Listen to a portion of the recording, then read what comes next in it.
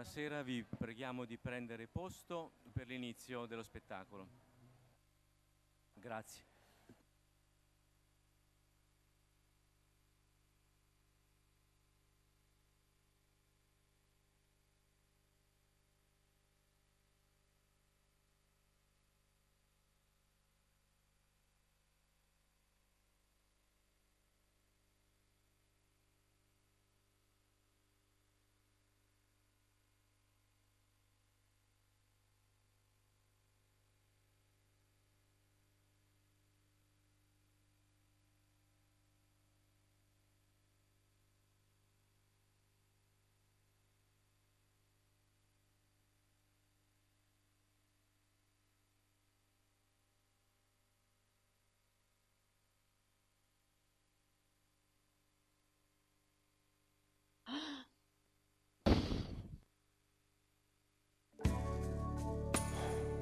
Su che pista sono? Sulla 1? Chiudila. Cazzo, c'ho un raffreddore. Non ce la faccio. Ricky, canta tu. Non posso, c'ho una faringola, l'incontracheite. La miseria, solito esagerato. Vabbè, intanto mi ripasso le regole. 1. Un disco va fatto dopo qualche anno di silenzio. 2. Prima di lavorare alle musiche e ai testi, curare la promozione. 3. Prevedere nel budget la partecipazione di una o più guest star, butta caso Miles Davis, Eric Clapton, Sting. Assicurarsi che la guest star prescelta sia vivente. 4. Ascoltare molti dischi, decidere se copiare prima la musica o il testo e poi depositare i pezzi alla SIAE, se no te li fregano. 5. Campionare i suoni di Prince. 6. Metterci un pezzo sul razzismo, pro o contro, non importa, dipende dal target. 7. Metterci un pezzo molto poetico e un filo nostalgico dedicato a un mito del passato, butta caso Coppi, Caruso, Lindbergh. Ancora liberi Primo Carnera, Peppino Meazza e la Cianciulli. 8. Metterci un pezzo d'amore seguendo queste avvertenze.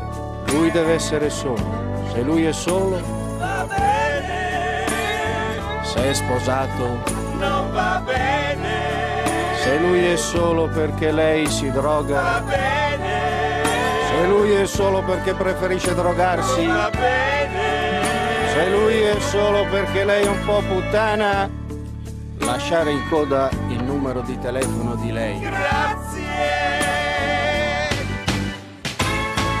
9. Parole da usare e o da evitare. Funzionano azzurro, vele, trottolino e mamma. Non funzionano arancione, remi, tiramolla e tua sorella. Parolacce, cazzo, nerchia, città Parigi, Cernusco Lombardone. 10. Qualunque siano le parole scelte, è importante che non si capiscano. Le strofe vanno cantate pianissimo. Nei ritornelli bisogna sgaggiare come pazzi. Giusto? No, tutti insieme. Giusto? Giusto. Ti amo Italia. Dimenticato niente? Ah sì. Prendere il decalogo, buttarlo nel cesso e fare il disco. Buonasera, benvenuti.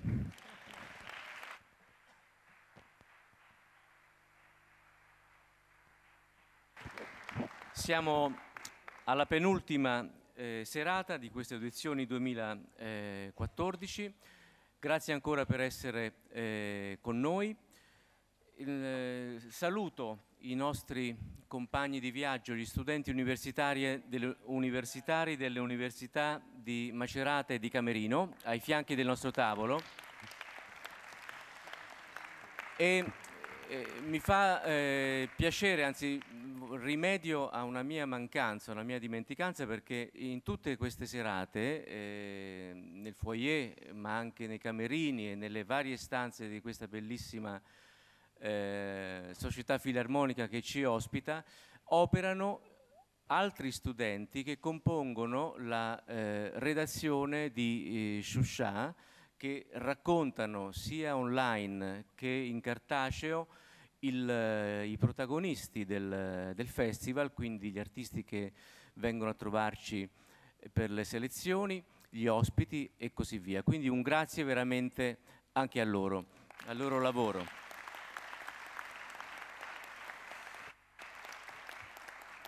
E questo lavoro con le università si fa sempre, questa collaborazione con l'università si fa sempre più fitta, mentre da un lato l'Università di Camerino sta lavorando alla messa a punto di un sistema di iscrizione online che dovrebbe essere pronto per essere varato al prossimo settembre, in modo tale che chi vorrà partecipare al concorso non avrà più da inviare per posta tutto il materiale.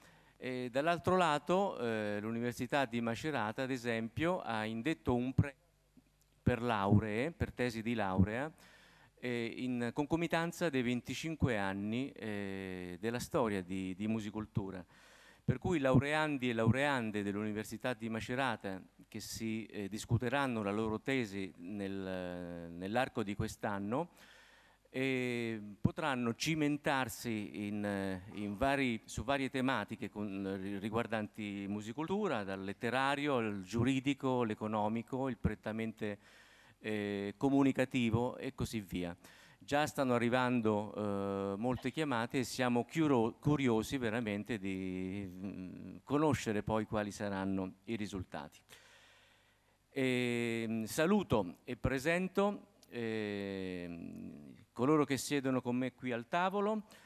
Alla mia sinistra estrema Marcello Lamattina, docente presso l'Università di Macerata. Stefano Bonagura, critico musicale. Piero Cesanelli, direttore artistico di Musicultura. Io sono Ezio Nannipieri. Accanto a me c'è Marco Maestri, compositore, e Roberto Giambò, docente presso l'Università di Camerino. Allora, cominciamo con la prima proposta di stasera e diamo il benvenuto a Shoes Killing Worm.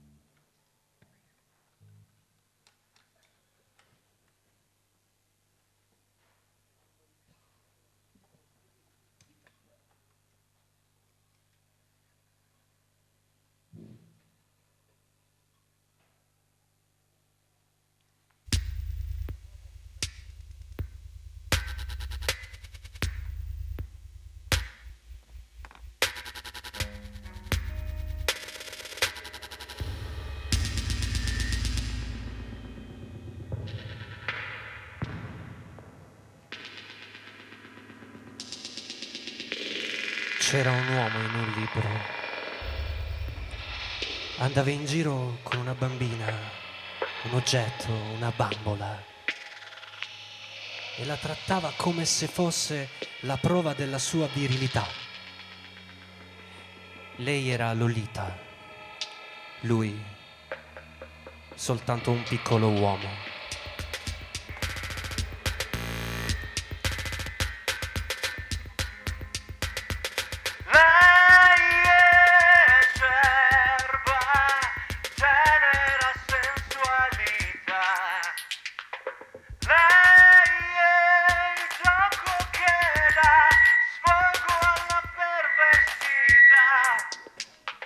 Lei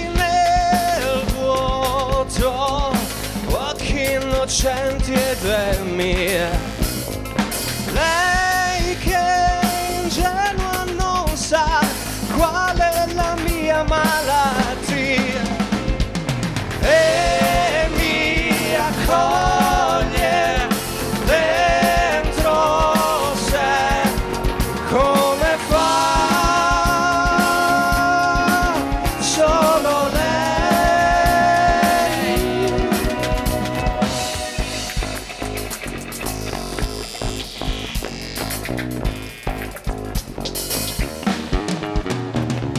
Lei si annienta, è la sua specialità. Lei non vuole massa, cede alla voracità e mi accoglie dentro sé. Come fa solo lei.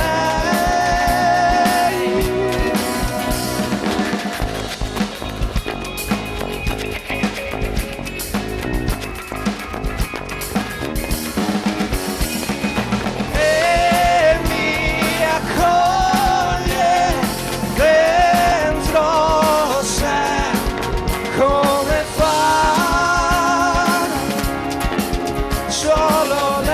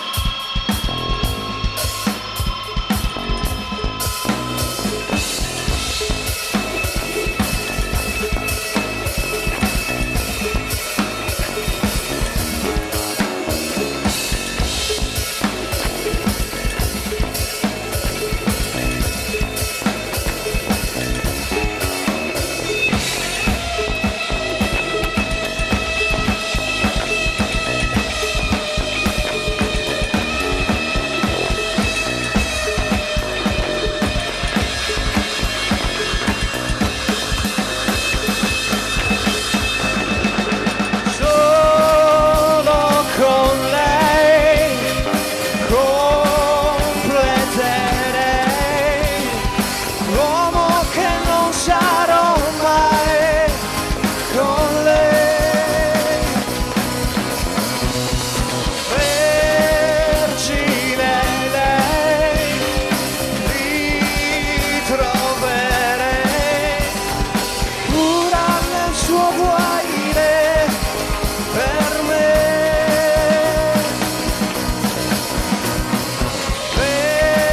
Vergine lei ritroverei pura nel suo guaire per me.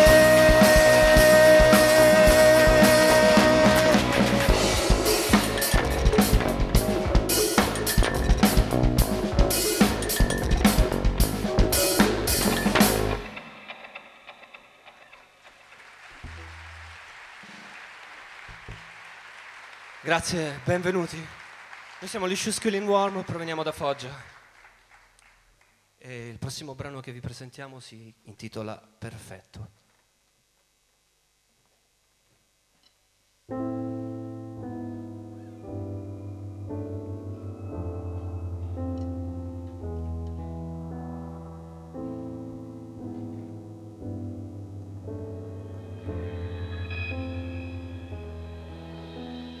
Madre, questo è il giorno perfetto per nascondersi meglio.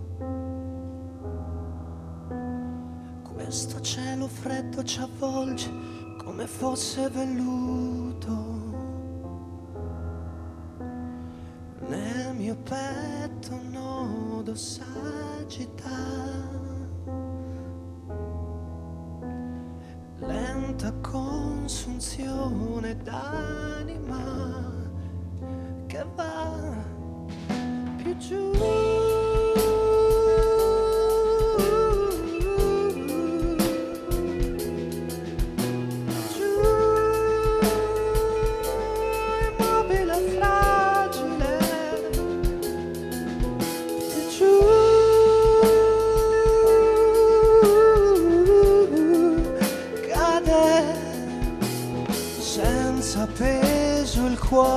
scivola.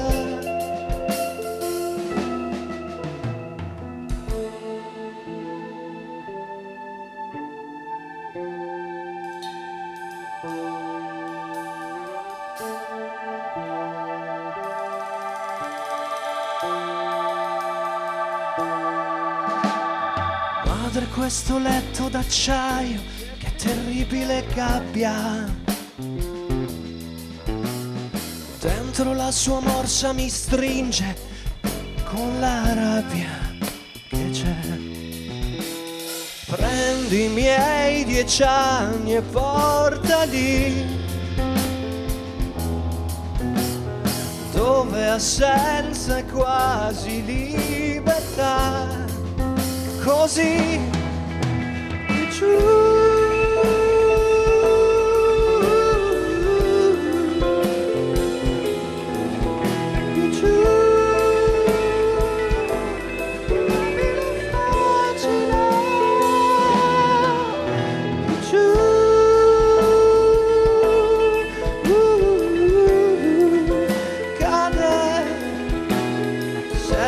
Peso il cuore scivola.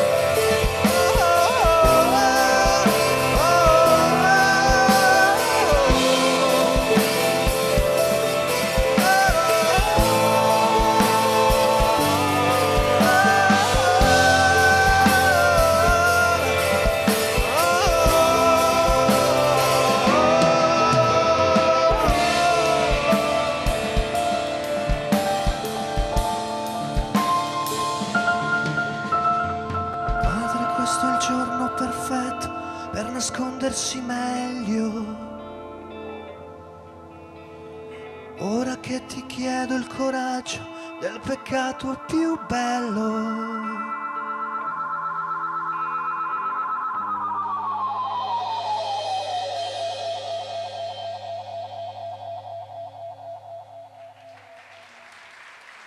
Grazie, grazie a tutti. Grazie. Alcune persone credono che le donne siano fatte ad uso e consumo delle nostre voglie. Immaginano che sia lecito utilizzare droghe e sostanze inibenti pur di piegarle alla nostra volontà. E poi ci sono donne invece che crescono il frutto di questi atti folli e lo fanno con coraggio, con amore. Il prossimo brano parla di una di loro e si intitola La nausea.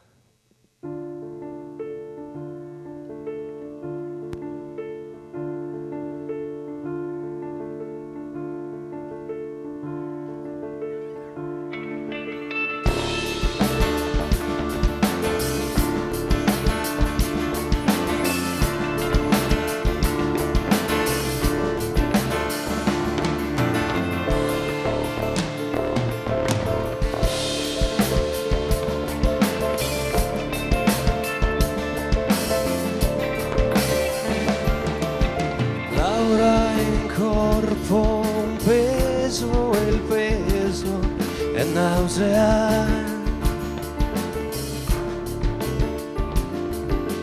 Non ricorda quando né perché.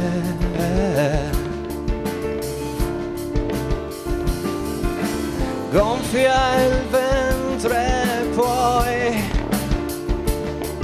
lo stringe forte a sé non ricorda quando né perché.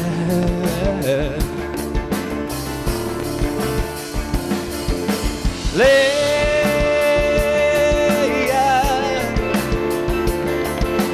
freddo, lei è freddo,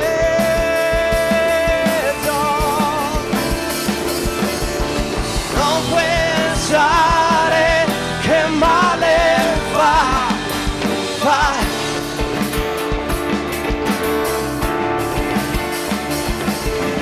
La violenza inocula la nausea, la nausea.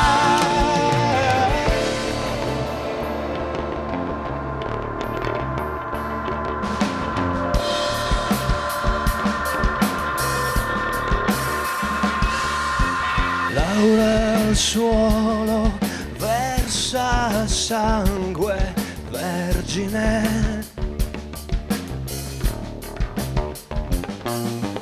tra le gambe 1000 lividi.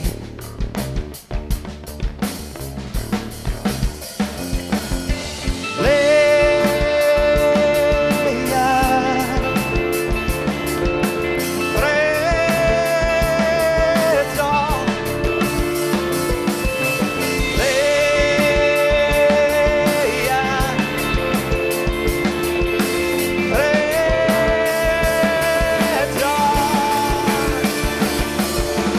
non pensare che male fa.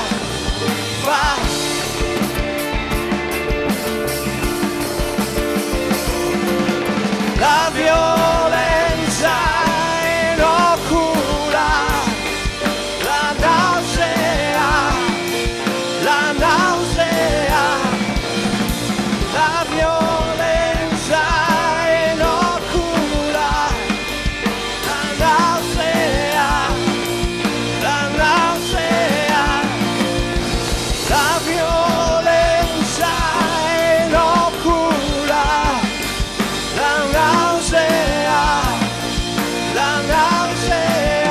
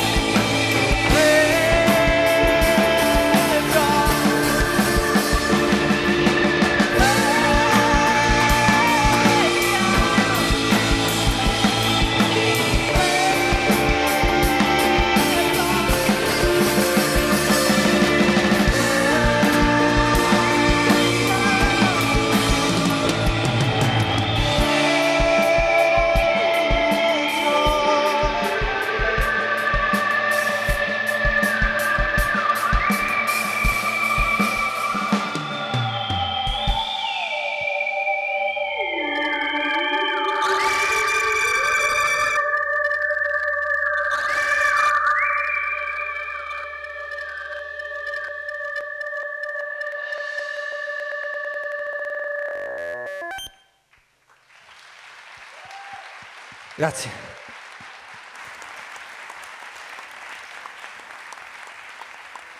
Grazie di cuore.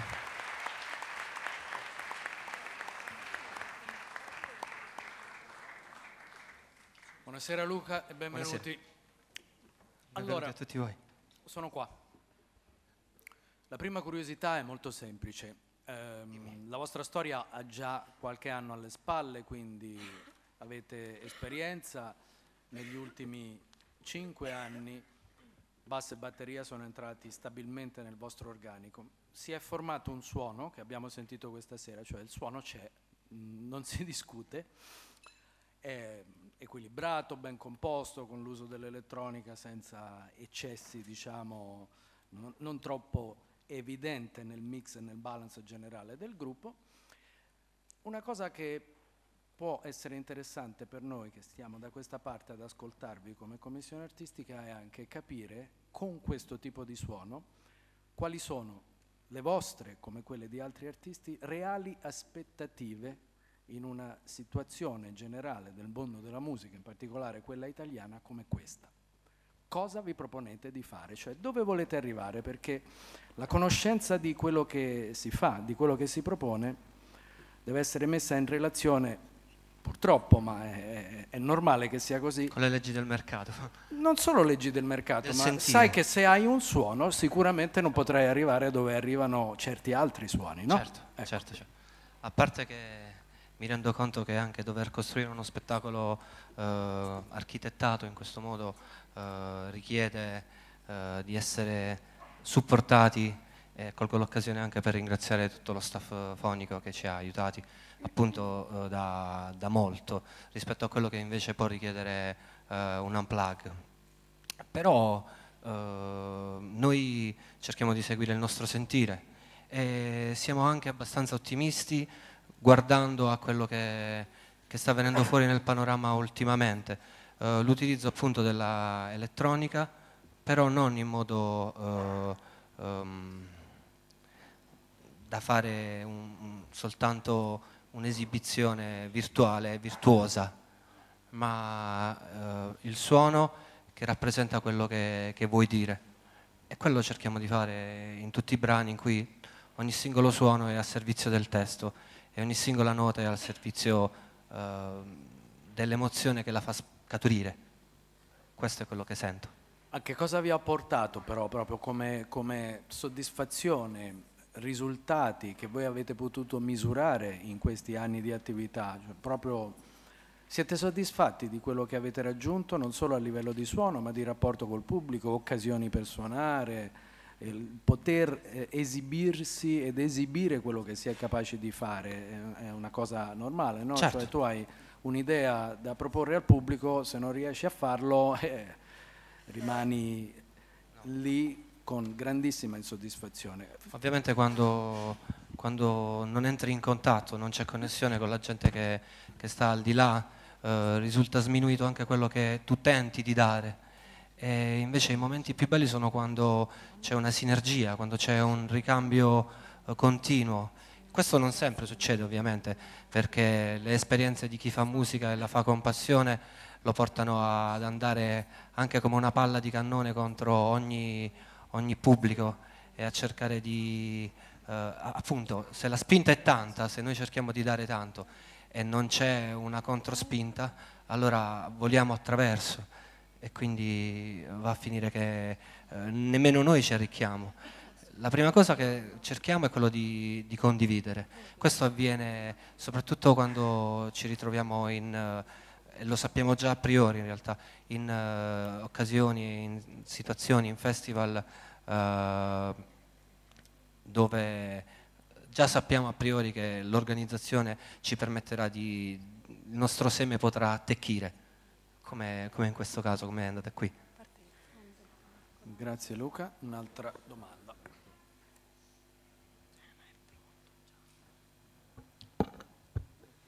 Volevo chiederti quanto nella vostra produzione, insomma, bisogna asciugare, stringere la parte testuale in funzione della musica. È un'operazione che dovete fare e che vi costa molto oppure nasce, mi riferisco sempre al testo, oppure oppure nasce in funzione appunto dell'architettura musicale che avete in piedi? Gli esperimenti che hanno sortito un effetto maggiormente positivo sono quelli dove addirittura l'idea e l'argomento, la chiave che ha fatto partire la composizione è stata il tema, e quindi voler parlare di qualcosa, come ad esempio nei brani che abbiamo presentato stasera c'era sempre una sottotraccia di rabbia e di voglia di esprimere ribellione. Quindi a partire da questo riuscire a dire delle cose nelle quali la musica non è al servizio, ma è l'espressione delle parole. Certo, rispetto a una stesura, a una trama cantautorale, diciamo più classica e più pacata, dove il ritmo delle parole può essere scandito in modo più tagliato e quindi meno fluido, ci sono meno opportunità in questo. Però lì subentra l'impegno nel cercare non una sintesi furba, ma di cercare ancora di più quello che veramente vogliamo dire. Invece di dirlo in 10 parole, dobbiamo dirlo in 3. E devono essere le parole pregnanti. Senti, visto che, appunto, anzitutto complimenti per l'esibizione, e volevo ricollegarmi appunto a questo discorso, siccome mi sembra di vedere, sentire insomma dalla musica che fate, è chiaro accenno a una scena insomma indie rock di anni 90, so che parte faccio qualche nome da Radiohead, Massive Attack, per passare, so, Air o Porcupine Tree, non lo so, insomma adesso volevo sapere se vi riconoscete un po' in questi riferimenti e se appunto quindi se avete pensato poi a quel punto, cioè se siete andati dritti a scrivere la musica in italiano oppure all'inizio pensavate insomma di fare anche testi in inglese, perché effettivamente sposare, no, questo tipo di sonorità, come si diceva prima, con la lingua italiana, con la scrittura in italiano, può avere effettivamente delle difficoltà. Guarda, assolutamente sono il nostro background.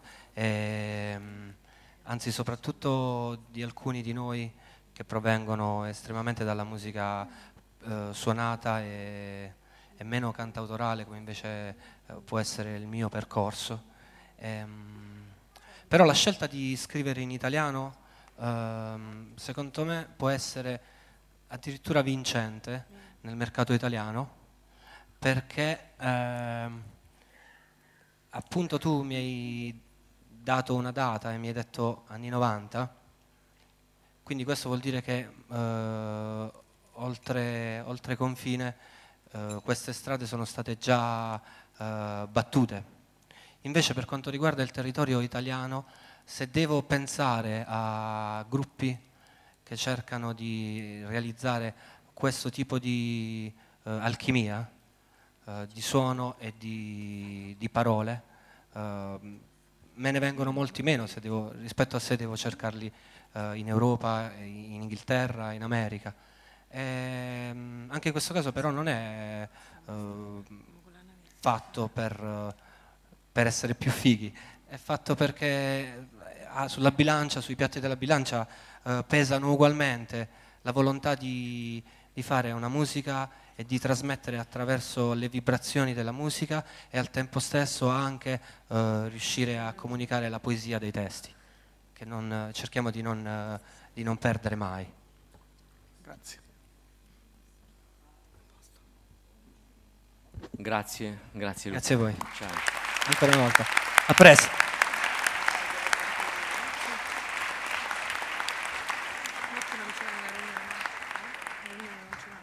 Adesso è la volta di un collettivo di artisti, il nome è CAINI, è un acronimo che sta per Collettivo Artisti Improbabili, Nascosti, Incompresi. Benvenuti.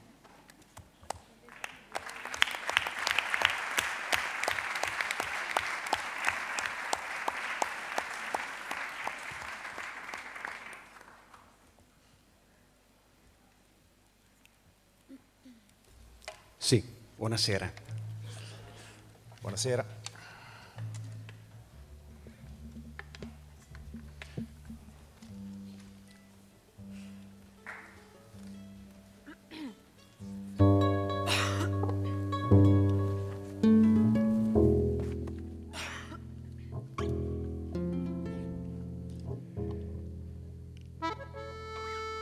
La prima canzone che vi presenteremo, che vi stiamo presentando, che emozione, incredibile, è una canzone dedicata a quella forza che muove il sole e le altre stelle, che qui da noi è rappresentata dalla bellissima Ambra Rinaldo, contrabbassista.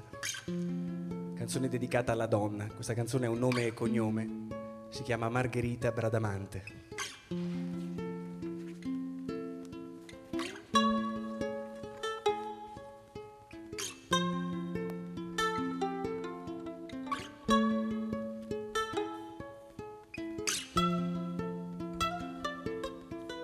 Chiamo Margherita Bradamante, come la canzone di Cocciante, ma non sono la musa ispiratrice di un cantante. Io lavoro in un ristorante, mi chiamo Bradamante Margherita e trito carne trita, chiusa in una cucina a vita, cercando di non lasciarci le dita. Non ho assicurazione sul lavoro, sì, vabbè, lavoro in nero, il contratto non lo spero, ma è meglio non pensarci, altrimenti io mi sparo. Mi dico Margherita, non ti preoccupare, ci sono cose peggiori al mondo del tuo titolare, che in cucina ci viene per guardare, cara Margherita. Sei brava a lavorare, però se me lo chiedono io dico non c'è male. Sta peggio mio marito che è finito in ospedale, è caduto da un traliccio, faceva il manovale, che sfiga si è rotto la spina dorsale.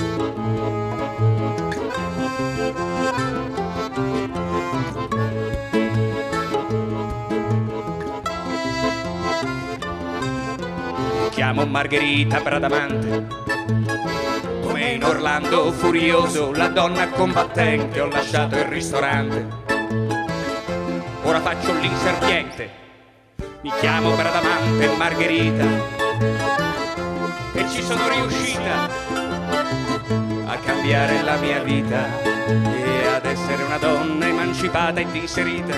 Ho un'occupazione che rispetto, vabbè, alle 4 del mattino lascio il letto e non sarà fare l'architetto oppure il web designer, ma comunque mi ci metto e vado a neutralizzare l'odore nei bagni di un complesso immobiliare. Poi mi vado a fare calpestare negli uffici del Sole 24 ore. Però se me lo chiedono io dico non c'è male. Ho un contratto a norma con la legge nazionale, rispetta pure ogni richiesta sindacale. È un contratto, come si chiama? Ah già, un contratto interinale.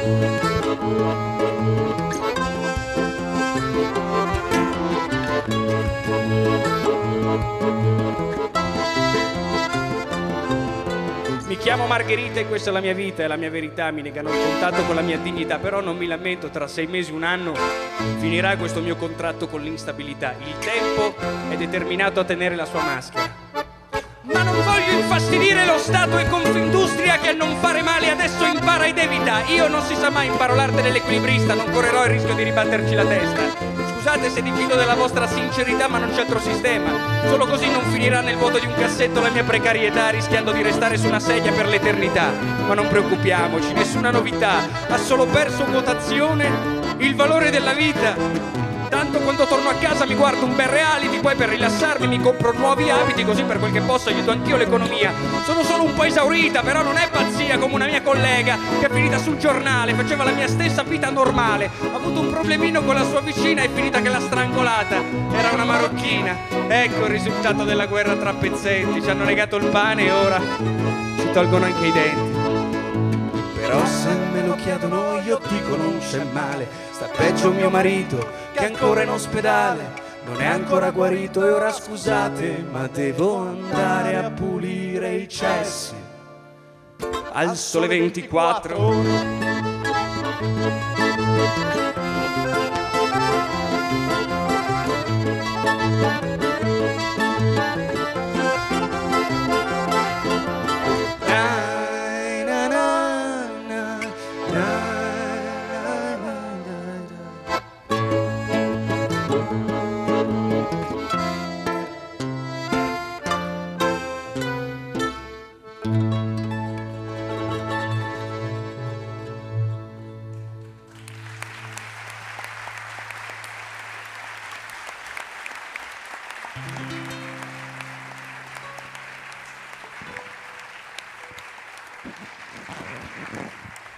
Grazie. Il prossimo pezzo è un valzer, un valzerino al buio.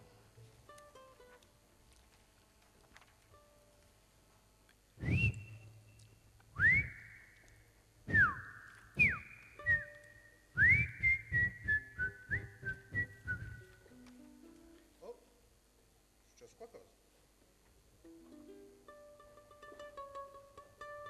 Non si sente più.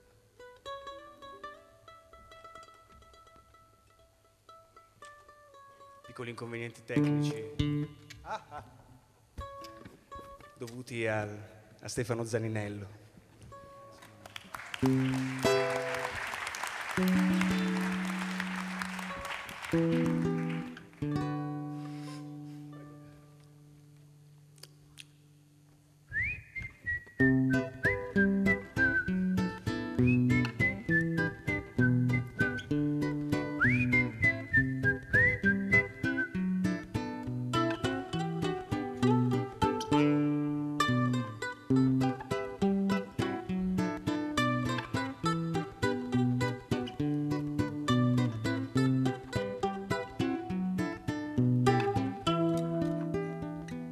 Farà paura la notte che piano piano ti cade dagli occhi, che ti fa prendere le botte a passi che senti soltanto a rintocchi.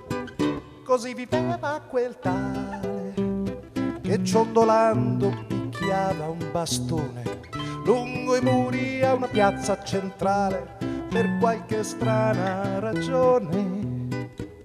Quell'uomo cantava, ma nessuno sembrava prestarvi attenzione. Lui non ci badava per scarsa illuminazione.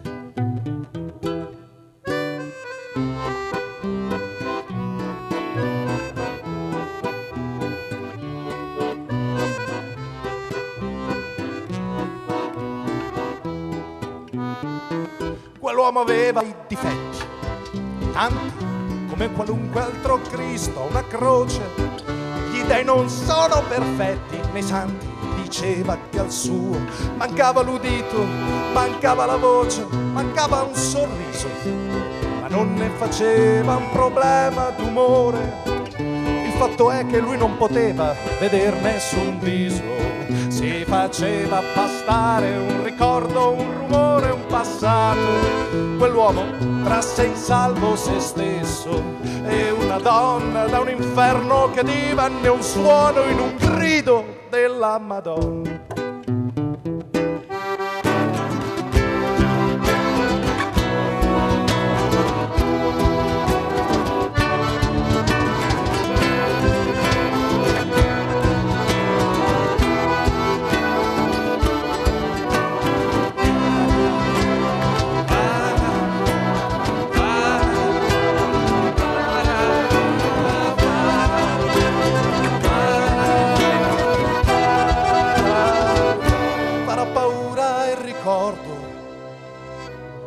puoi crederci a quanta bellezza si rinuncia nel buio che è ingordo e divora ogni santa certezza.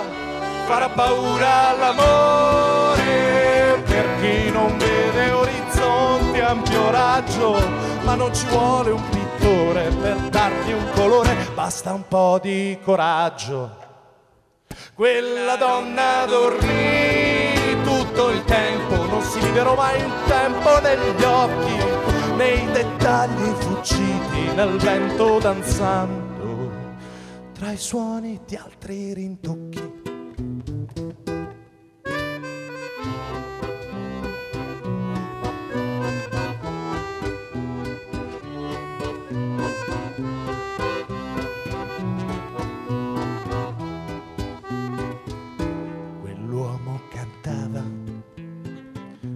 Nessuno sembrava prestare attenzione a lei che danzava davanti a lui che cantava solo per lei, ad occhi aperti davanti a lui.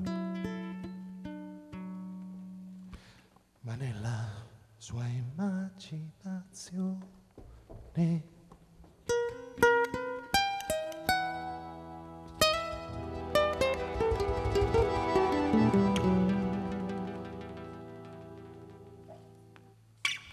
grazie.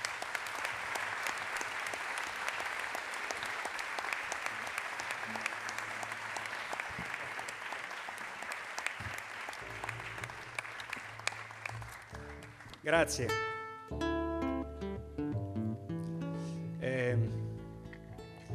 Approfitto di questo momento che immagino avrete sentito, grazie, il famoso pezzo di Accordare la chitarra che immagino tanti altri prima di noi, chissà quanti hanno. Ne approfitto per presentare. Avrà fatto fruttare un sacco di soldi. Sì, indubbiamente. A chi vendeva corde ne approfitto di questo breve intervallo per presentarvi il collettivo. Sono alla mia destra Riccardo Dell'Orfano,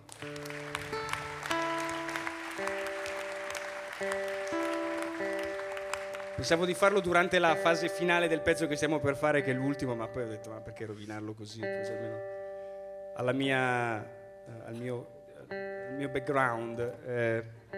Ambra Rinaldo.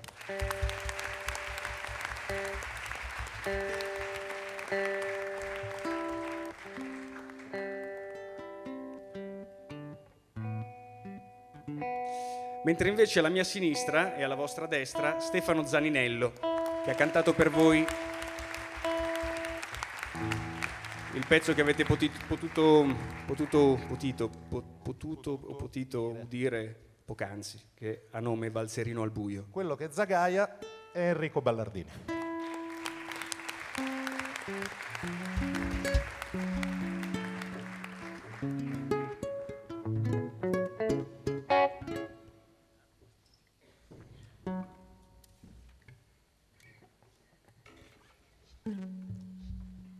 Questa è la storia, raccontata in rima, dell'incontro tra un mozzicone e una lattina. Una storia semplice e senza pretese, come uno stipendio da 300 euro al mese.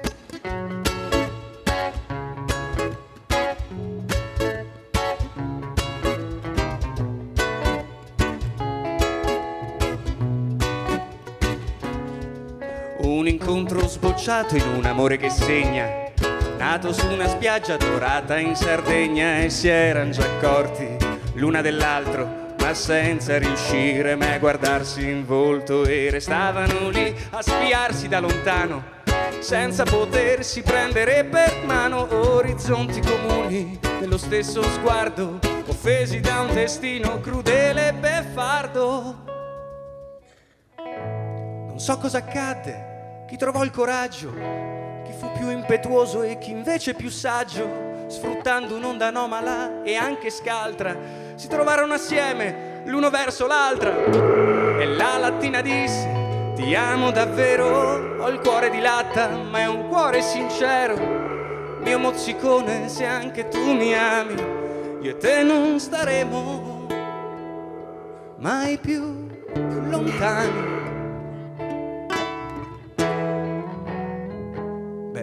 E allora il mozzicone, tutto contento, le rotolo accanto, aiutato dal vento, e disse: il nostro passato è un vecchio ricordo tra il mio peso netto e il tuo peso lordo. Come vorrei, per essere felici, finire nel mare come due alici. Oh, come vorrei essere stato spento dentro il tuo liquido succulento. E lattina vedrai, se davvero mi ami, che te diventeremo come due gabbiani per volare lontano da questa monnezza, mai più in un pacchetto davanti a una pizza.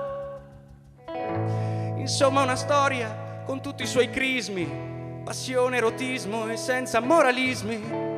Lei rispondeva: riempirò il mio vuoto con il tuo piccolo cuore fumato. Ma le cose belle si sa che finiscono, e tra queste anche gli amori che nascono, a volte per i motivi più illogici, come due austeri operatori ecologici.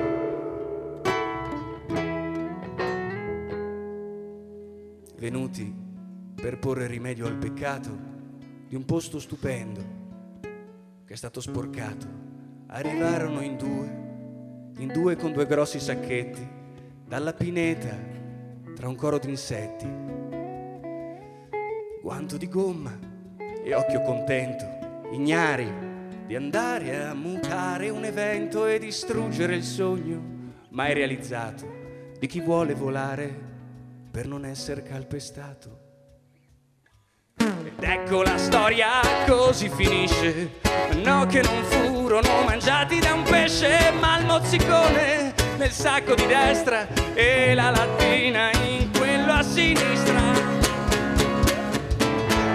Ecco perché io vi detesto tutti, uomini che cercate relitti, dicendo che il mare non li può smaltire. Non avete proprio nient'altro da fare. E invece ringrazio tutta la gente che sempre più spesso e che frequentemente lascia i propri rifiuti in riva al mare, regalando anche a loro una storia d'amore. Una storia d'amore.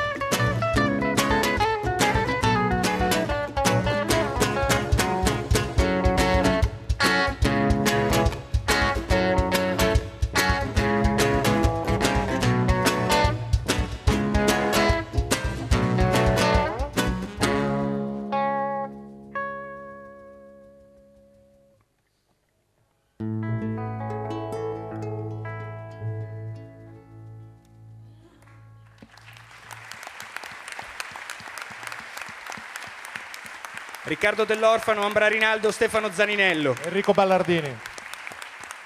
Collettivo Artisti Improbabili Nascosti e Incompresi, grazie.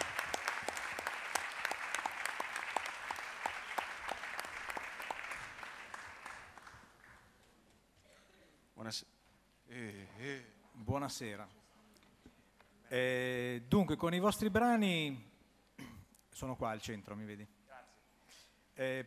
Con i vostri brani provate a tratteggiare alcune storie di disagio quotidiano e anche vi accostate a tematiche abbastanza impegnative.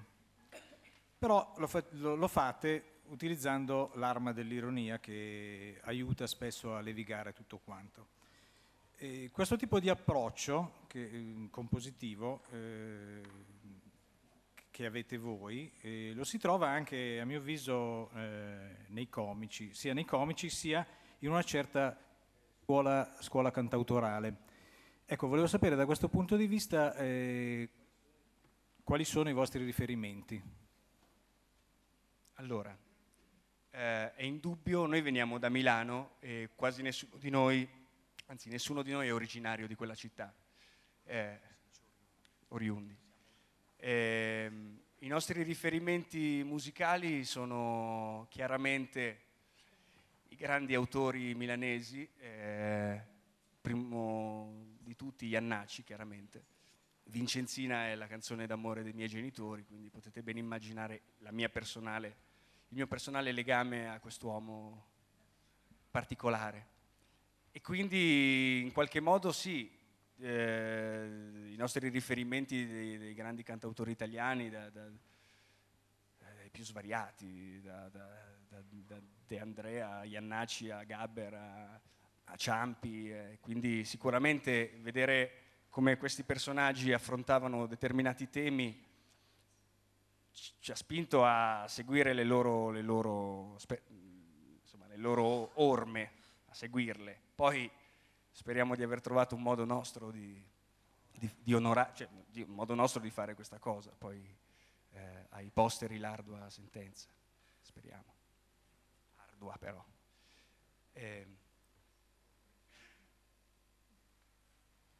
Scusate, dico un'ultima cosa su questa cosa dell'ironia. L'ironia sì, è vero, è un'arma interessante, utile, tutto quanto. È vero anche che noi scriviamo tutta una serie di cose che hanno a che fare con il nostro divertimento inteso come ludico, come gioco ludico per suonare. Poi chiaramente viviamo in una società, viviamo in una città, viviamo in un paese e in un mondo dove quello che accade non ci lascia certo indifferenti, non siamo chiusi nella nostra stanza. Quindi in qualche modo, per forza di cose, la nostra musica viene intaccata da tutto quello che succede. Però cerchiamo di farlo senza giudizio, poi, ripeto, sempre ai posteri quello che gli spetta. Sono qui. Grazie per aver suonato e cantato per noi. Io vorrei chiedervi ragione di un'interpretazione che si potrebbe dare dei vostri pezzi. È come se voi in un contesto urbano, metropolitano, cercaste di ricostruire un epos, una sorta di epica che parla però necessariamente degli spazi marginali, degli spazi più piccoli, cerca di allacciare dialoghi anche, o rintracciare dialoghi tra le cose, come in quest'ultima canzone sulla lattina e il mozzicone di sigaretta.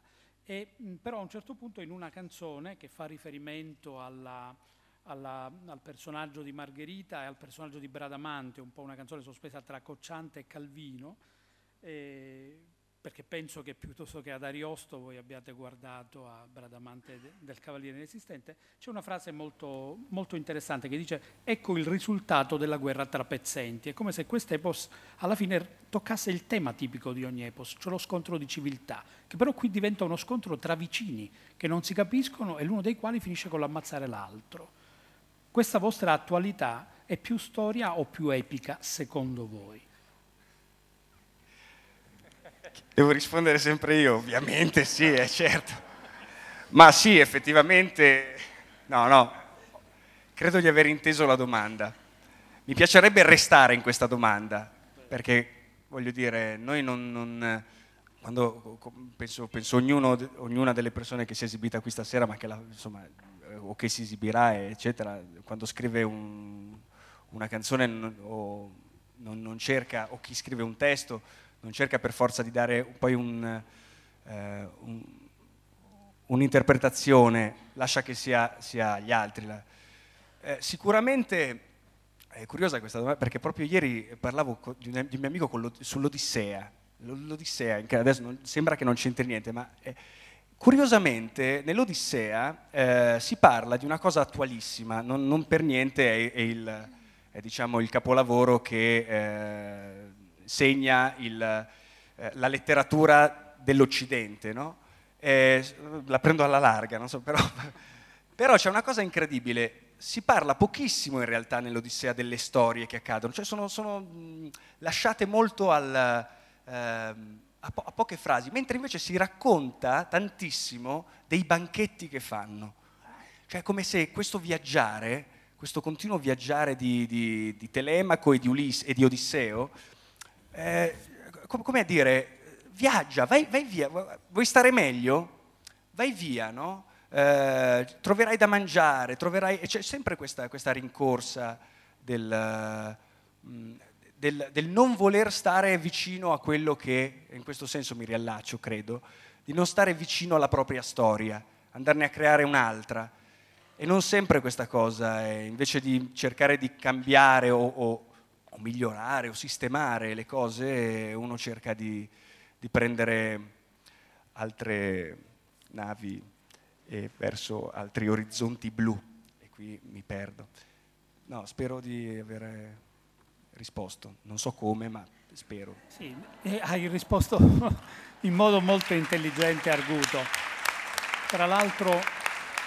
No, comunque faccio notare che essendo ciao, sono qua essendo in streaming, come sapete, rimanendo poi, essendoci la possibilità di rivedersi e di riascoltare il tutto, le domande del professor Marcello Lamattina, proprio per la precisione linguistica di significato, spesso penso che possono essere dei virgolettati proprio di presentazione a volte delle canzoni, perché è centrato un aspetto veramente del vostro scrivere. Volevo aggiungere solo una cosa per dare gloria a questa interpretazione che lui ha dato dell'Odissea. Mi sembra tra l'altro molto arguta e pertinente, perché quello che accade non accade nei viaggi di Ulisse, ma accade in tutte le bagarre che ci sono tra i pretendenti, una volta si chiamavano i proci, e la famiglia di Ulisse a casa. Quindi io filologicamente sposerei questa tua interpretazione e ti ringrazio molto per avermi preso sul serio. Grazie. Grazie.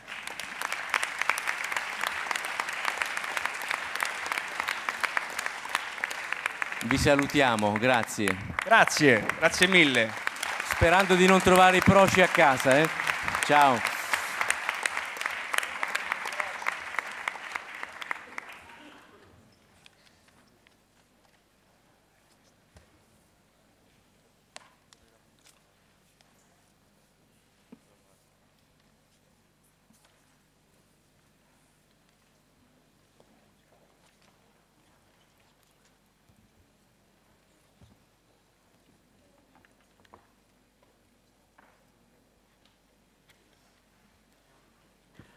Allora, se siamo pronti, prego di abbassare le luci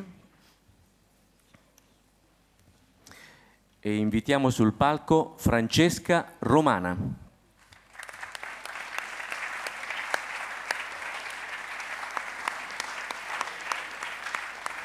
Buonasera.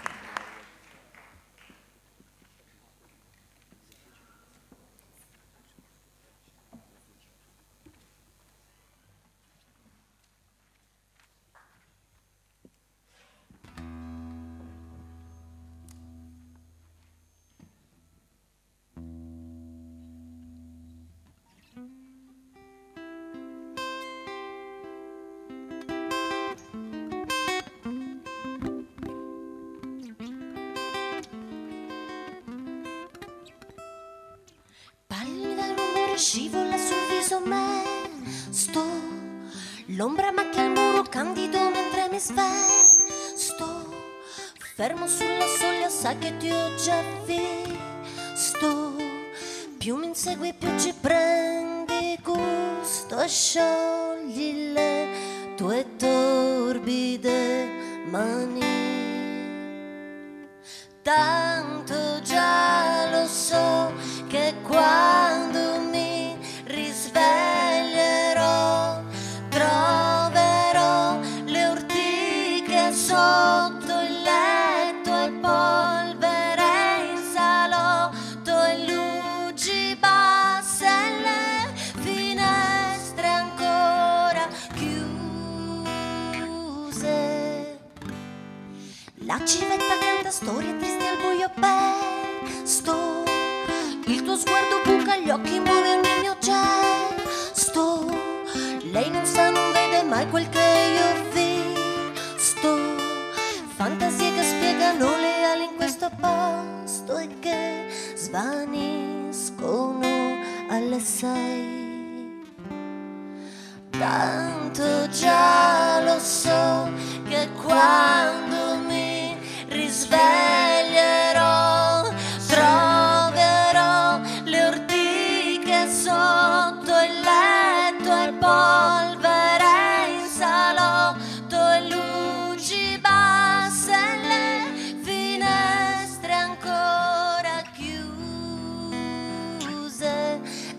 sia così, che tutto resti qui fra queste tende blu, fra queste note blu.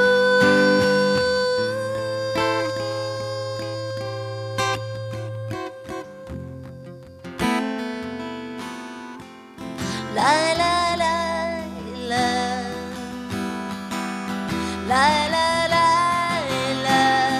la,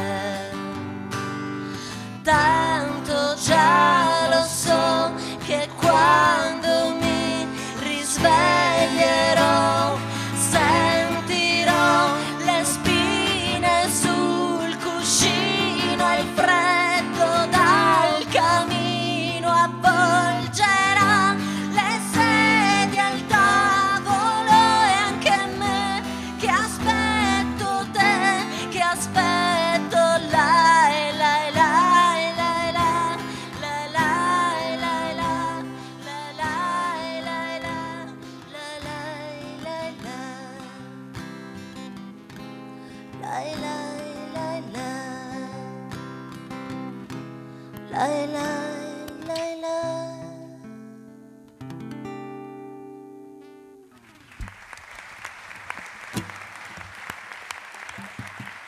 Francesco Cardelli alla chitarra acustica.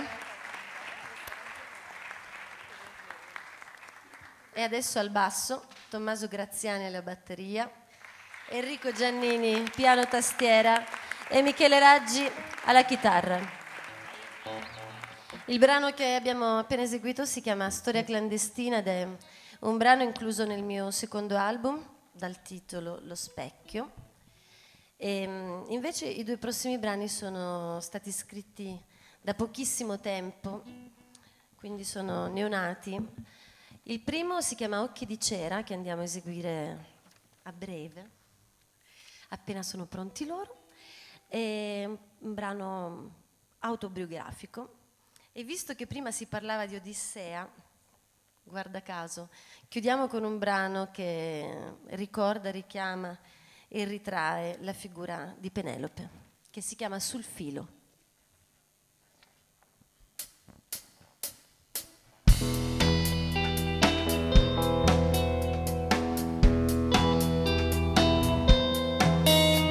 Da piccola arrossivo, non capivo mai il motivo di uno sguardo irriverente. Col tempo l'ho capito e 1000 volte ho digerito il lupo e ho cambiato il fato. Su me una vertigine si allunga, un'ombra sbagliata, ma resterà comunque un'eleganza decadente sotto l'orlo di una scucitura. Sarà una calza rotta o il vestito senza piega, l'aria stanca di una strega.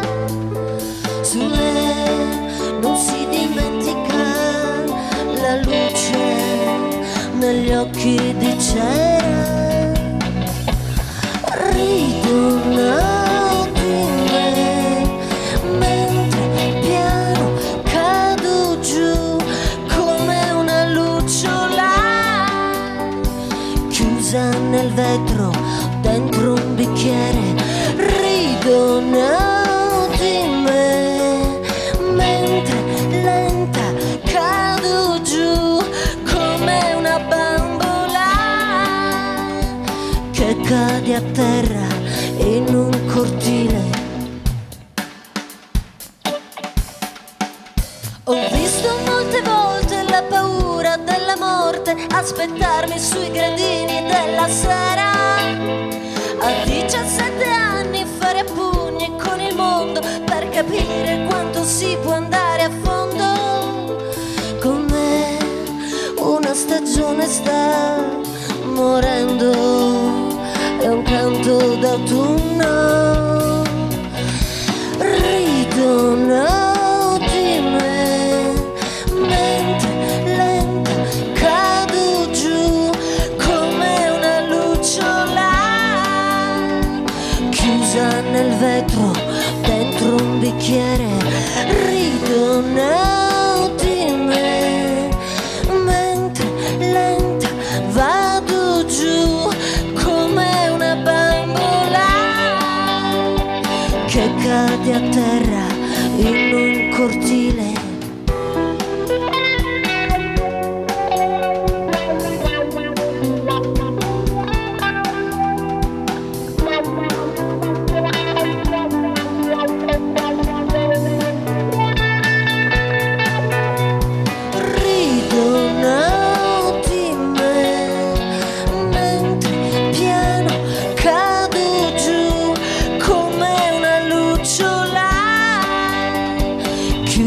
Nel vetro dentro un bicchiere, ridono di me, mentre lenta vado giù come una bambola che cade a terra in un cortile.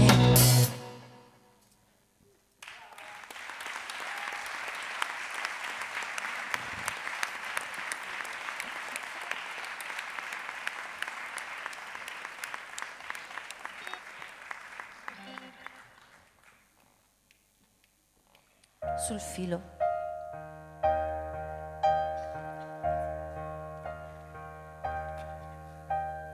Guardami, sono qui che scuccio le ore ad un tempo stanco e miope, tra serpi e tarantole. Non vivo più tesa sul filo e pallida di polvere, di sogni, di trame, di attese, io non ne ho più. Tra quei maledetti avvoltoi non dormo mai, stanca con troppe parole nella gola, a neanche una preghiera che sia per me.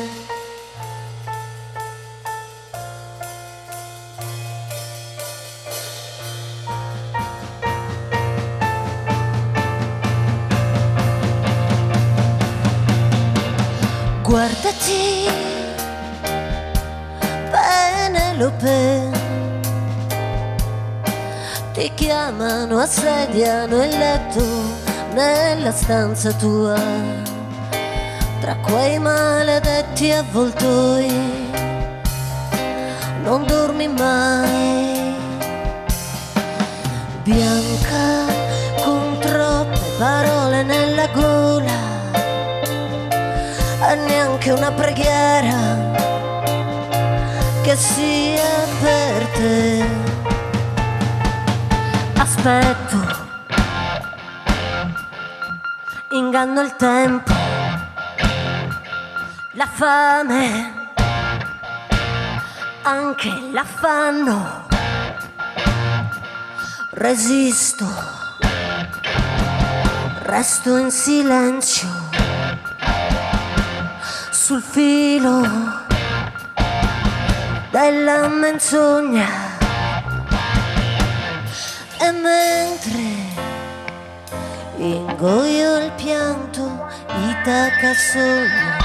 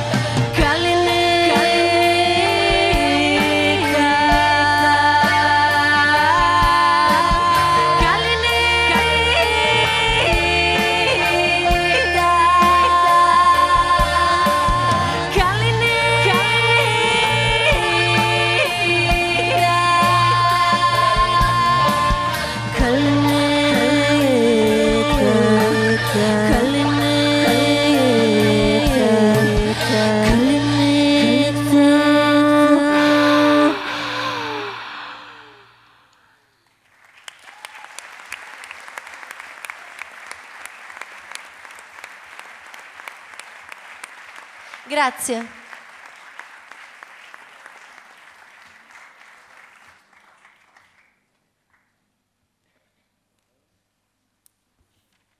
Ciao. Buonasera. Buonasera. Buonasera.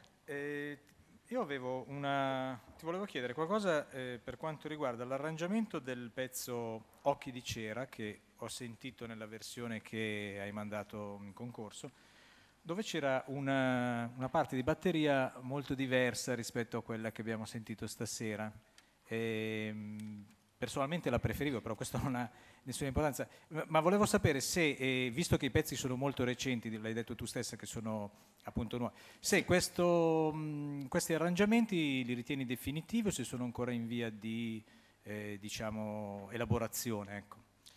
La batteria del disco è una batteria suonata con la stessa identica ritmica di questa acustica e sovrapposta a un groove elettronico nel disco. Cosa che a me non piace poi riproporre nel live, perché il live mi piace che sia completamente suonato.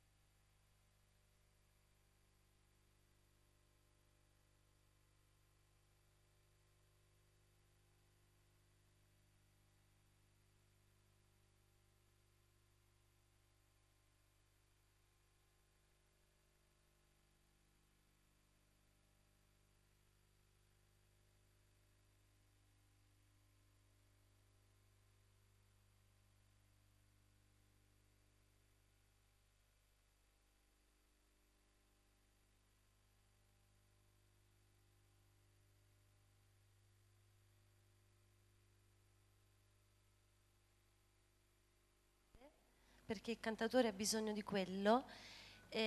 Anzi, il problema è stato che negli ultimi anni ci stavamo quasi adattando e non andava bene a certi canoni, a certi criteri.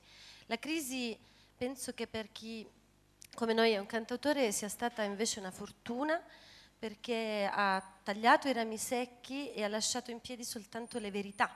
Quindi il cantautore con le sue canzoni, con il piccolo produttore, editore, quello che è, manager, la realtà piccola che però veramente è rimasta in piedi solo perché era appassionata e ci credeva, perché tanto non ci sono più i soldi, no? E quindi io penso che quel mondo di cui si parlava, delle major, così, non siamo da un'altra parte, se esiste ancora me lo chiedo, però comunque non è più interessante, è stato interessante per noi cantatori fino a un certo punto, adesso non è proprio più interessante, per quello che propongono, per le loro intenzioni, per il loro modo di essere. Io volevo sentirmi dire proprio questo, era una denuncia pubblica. Sì, sì, ma io ho fatto Ho fatto delle battaglie pubbliche dal palco, mi sono stata anche rimproverata proprio in questo senso, nell'ultimo anno. Francesca, dall'altro lato, oltre a quello che sono qui al centro, Ecco. a parte la discografia, che è un lato ma che chiaramente, come tu stai dicendo, e non soltanto per i cantautori, non è più la sponda di approdo e non lo è ormai da tanti anni, questo è chiaro. Invece dall'altra parte c'è l'attività dal vivo, che è la parte fondamentale, perché se non c'è quella tu puoi arrivare alla sponda della discografia, ma si perde il contatto con il pubblico, quello vero. C'è sempre stato questo, ma forse proprio perché non c'è la sponda discografica è diventato infinitamente più importante il live. È la stessa domanda di Piero, ma sull'altro fronte, non la discografia, ma il live. Cos'è cambiato in questi anni? Proprio perché tu è un pochino che giri avendo dei risultati, stima, rispetto, premi vinti, e il live, mentre cambiava la discografia, com'è cambiato, se è cambiato?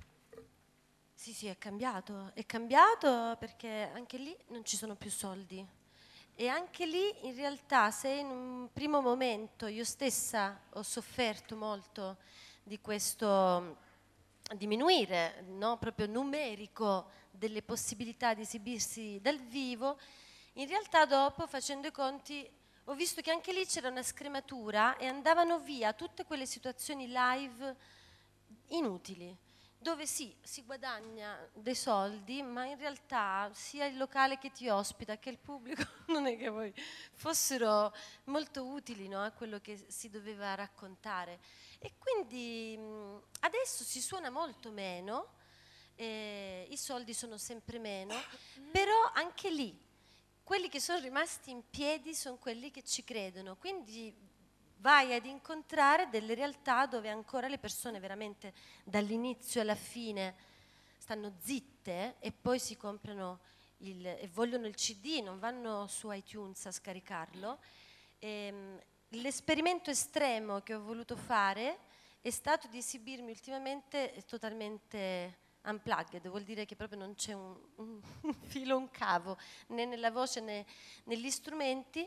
E appunto ho visto un pubblico vivo molto bello, interessante che la crisi ha fatto emergere, ha portato fuori. Ovviamente in piccole dimensioni di locale, perché per essere totalmente unplugged, cioè no? Grande? No, quest'estate l'ho fatto, diciamo architettonicamente si prestava perché era un anfiteatro romano, no? Quindi progettato apposta, ma era grande, più di questo teatro, ed eravamo completamente unplugged. Mi piace, questa è una nota tecnica, il progettato apposta perché parliamo di un anfiteatro romano e noi pensiamo ai progettati apposta di oggi che non riescono a suonare. Non suonano neanche se t'ammazzi. Clamorosamente, lo sottolineo perché è uno di quei difetti che tutti gli artisti sottolineano. I romani, i greci, i cinesi ci erano arrivati secoli fa e noi oggi alle soglie del terzo millennio non c'è verso di risolvere questo problema. Infatti. Grazie Francesca. Grazie. Buonasera, grazie.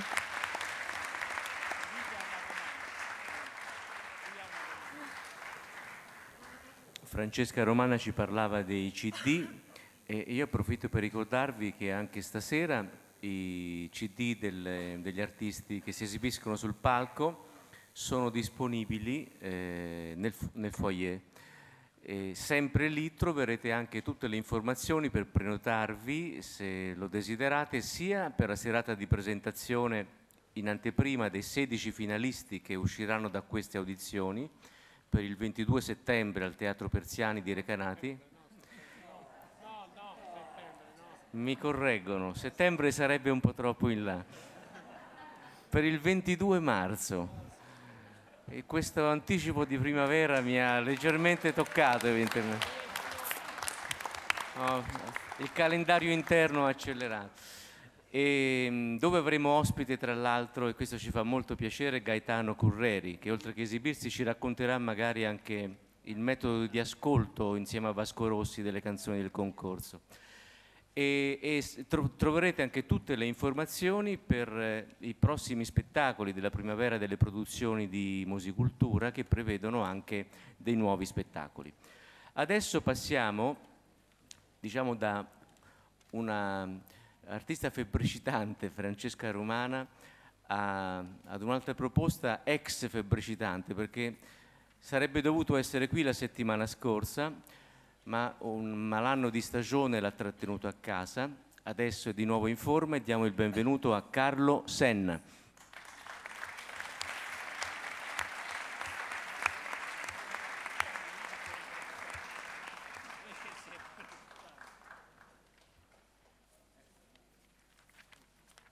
Buonasera a tutti.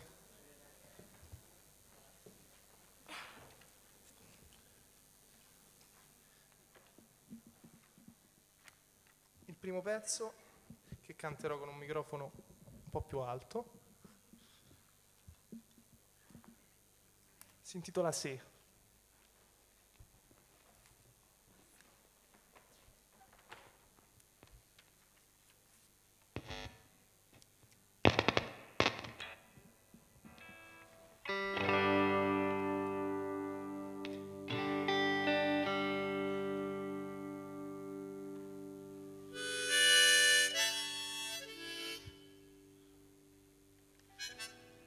No, non ci piace questa.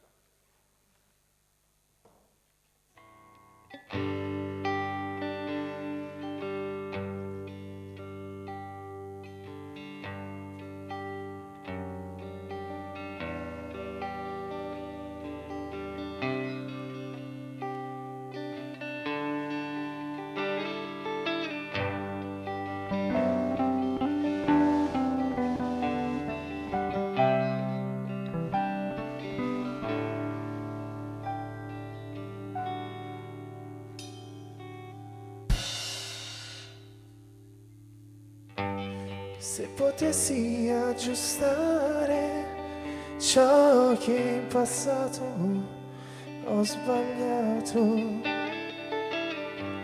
se potessi sarei meno stanco e forse sistemato. Se quei giorni il vento avesse soffiato dalla mia parte, forse ora non sarei qui in disparte ad imbrattar carte, ma la sfida e l'ansia del brivido, solo quella la forza mi dà, e forse mi farò qualche livido, ma più grande in avanti potrò camminare.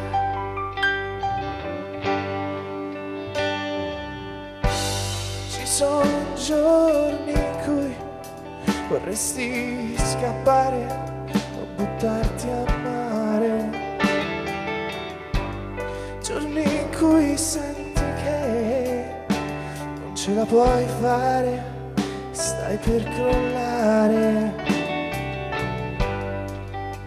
La gente ti dice la vita non è tutta rose e fiori. Ha ragione, è piena di tanti altri colori, e la sfida e l'ansia del brivido, su quella la forza mi dà, e forse mi farò qualche livido, ma più grande in avanti potrò camminare.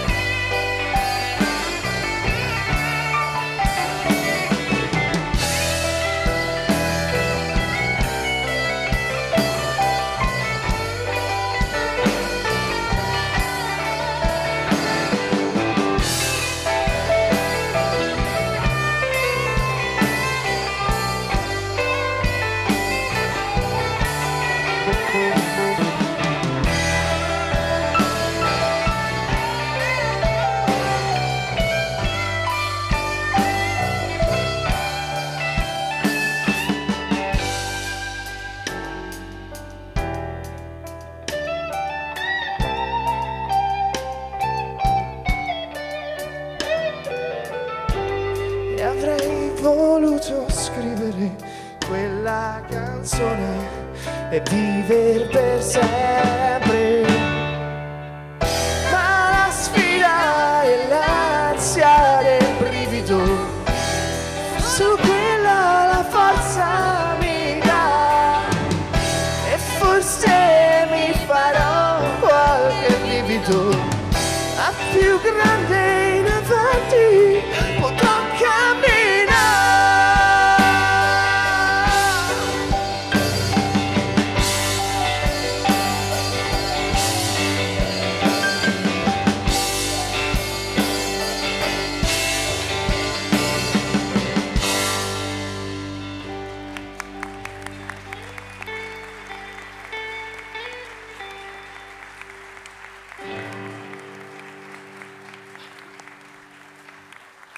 Grazie.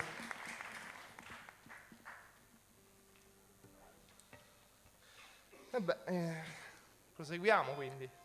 Il prossimo pezzo si intitola Cancello numero 3. Io vengo dal mare e da dove vengo io le spiagge libere si chiamano cancelli.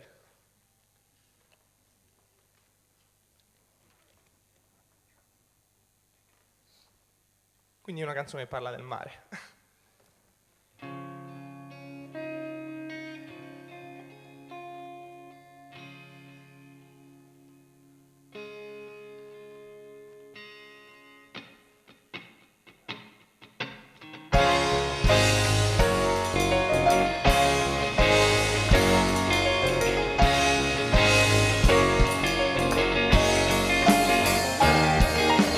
Scrivono il loro nome sulla sabbia,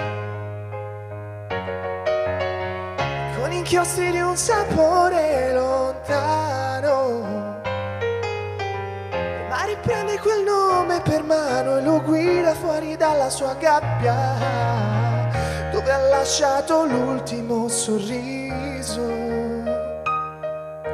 Guarda il sole fisso nel suo viso, l'unico che risponde al loro sguardo.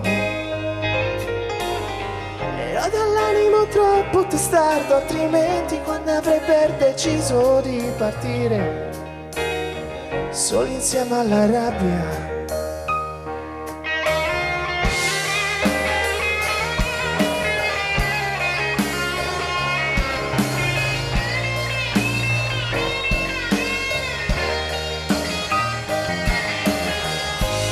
Instancabili ogni giorno, in mezzo a quell'indifferenza da ombrellone. Sono chiamati per il sole, uniche quando se li vedono intorno si rigirano sugli asciugamani e la sera cantano coi gabbiani. Intonano melodie sconosciute, canzoni di carezze ricevute quando forse c'era ancora un domani, prima di cadere nel non ritorno.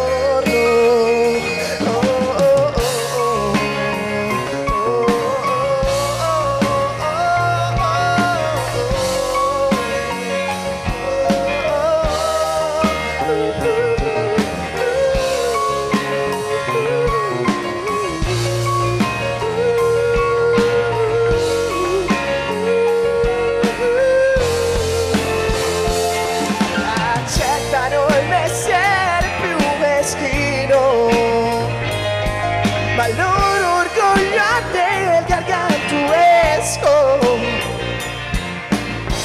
Acqua pura, cocco fresco. Non li ho visti una volta a Capochino, non si fa alcun nascosto. guardo il mare mentre abbraccia il tramonto. Penso per loro che non hanno il tempo, servo dentro di me nel frattempo e mi vedo lì nel loro racconto. Il loro forse sarà il mio destino.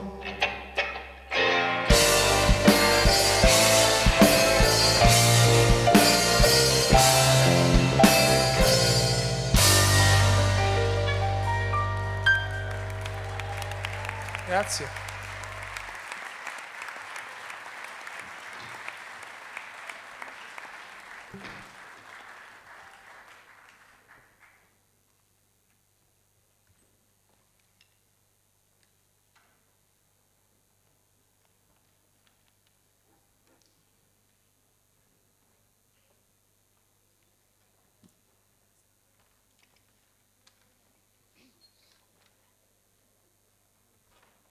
Così siamo arrivati all'ultimo pezzo in scaletta.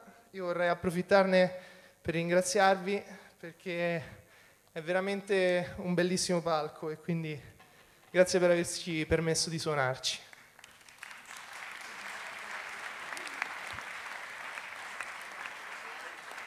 Ce l'ho nella tasca. Intanto vi presento i musicisti. Al pianoforte Daniela Brandi.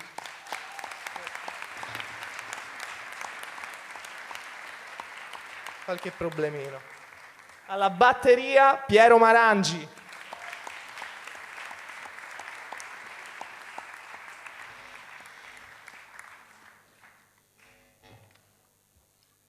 Al basso Simone Senna.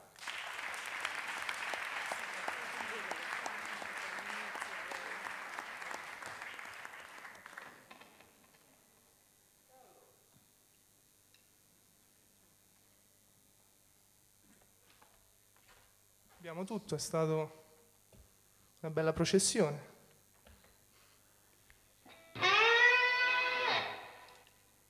Però, in fondo, meglio tardi che mai.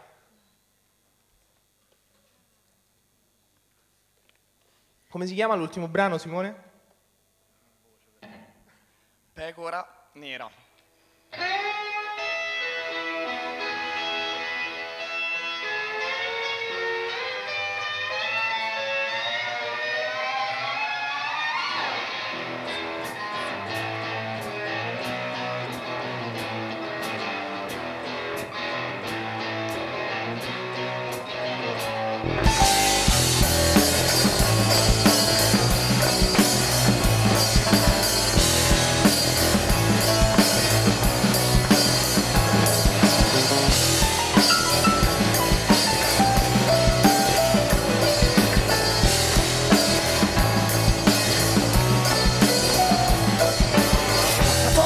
Di fuggire dalla fossa comune, l'ho presa molto seriamente. Ho disegnato un pianoforte che eludeva le scale, manovra a luci spente. Eppure al mio risveglio non riuscivo a dormire. Sembrava quasi una risposta inconscia agli incoscienti che nascondono il viso quando si alza la pasta.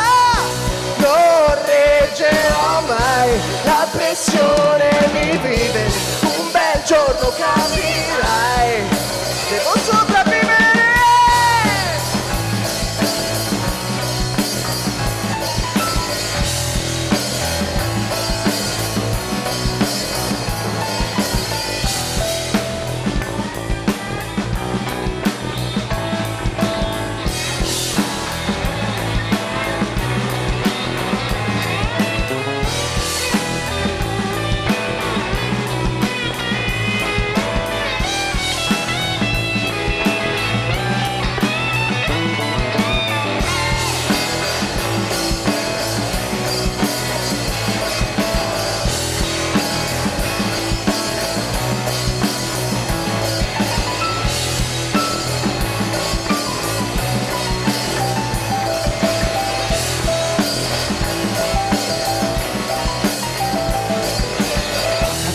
L'evasione, il passo è breve ma caldo, il mio sensore è già rovente. L'inquilino almeno uno ascolta tutti i rumori, caro fido serpente. Intanto il mio sestante acceso all'obliqua via, senza l'ultima unzione. Pure la coscienza pinocchiesca tradito con un suicidio rapeone.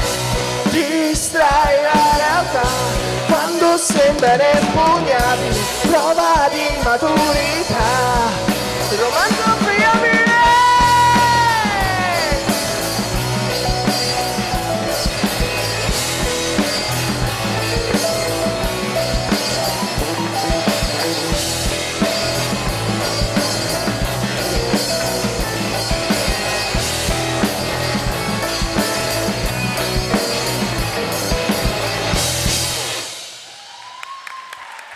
Grazie.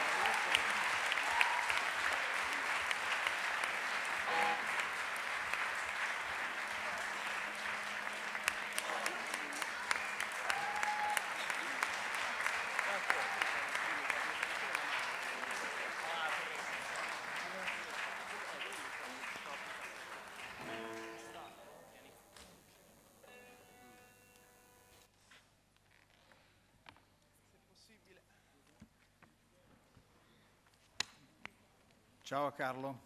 Buonasera. Buonasera. Volevo sapere un po' in quale sequenza temporale hai composto i 3 brani che hai presentato stasera.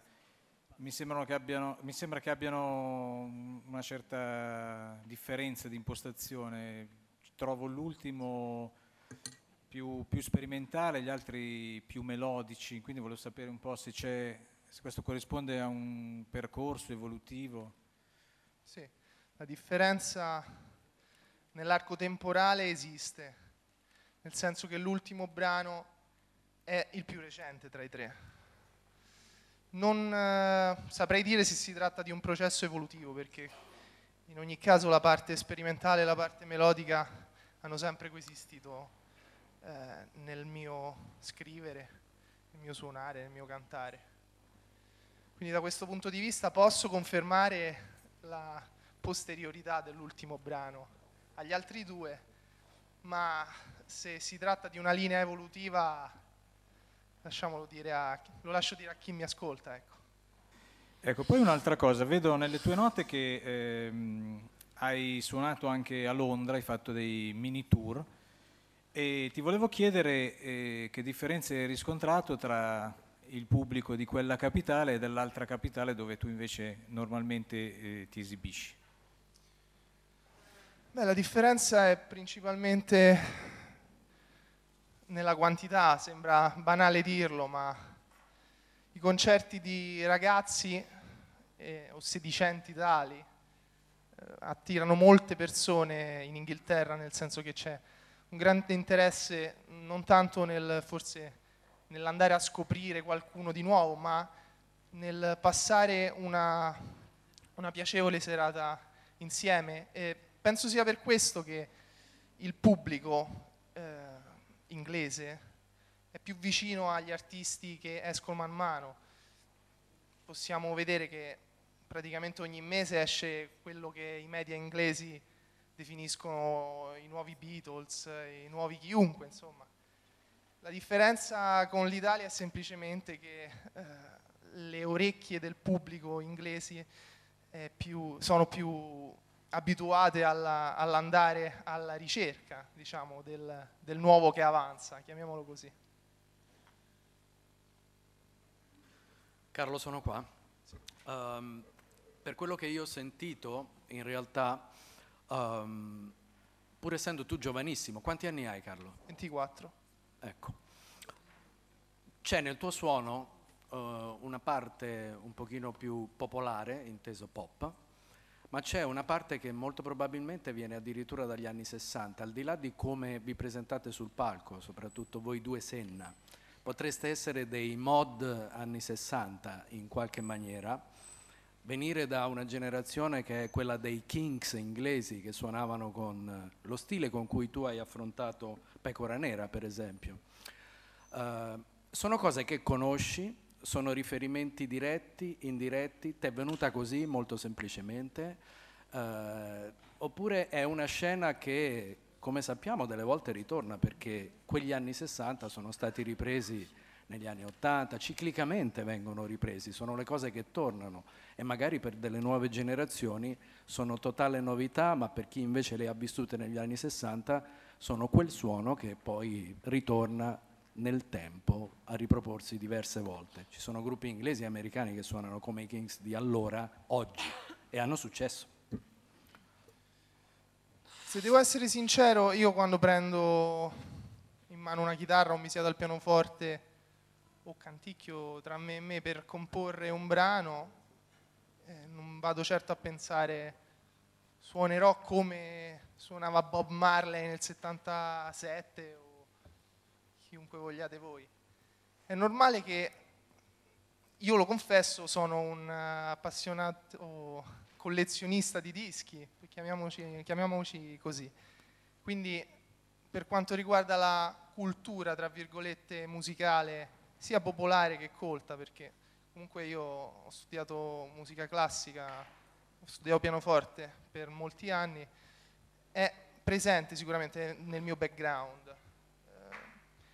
Per quello che riguarda la scrittura, ecco, non posso dire altro che immagino sia ovvio che se non prendi qualcosa dall'esterno è difficile anche ritirare fuori qualcosa. Non è ovviamente una ricerca intenzionale in quel senso, però io credo che è normale che prima di usare gli organi di output, potremmo dire, è normale che ci deve essere un input, perché lo stesso linguaggio è così, no? Noi quando impariamo a parlare è perché lo sentiamo dagli altri. Quindi credo sia questo l'unico parallelismo che si possa definire corretto. Grazie Carlo. Ci sono altre domande? Solo una curiosità. Tu ti definisci spesso un cantautore del litorale romano, come se questo...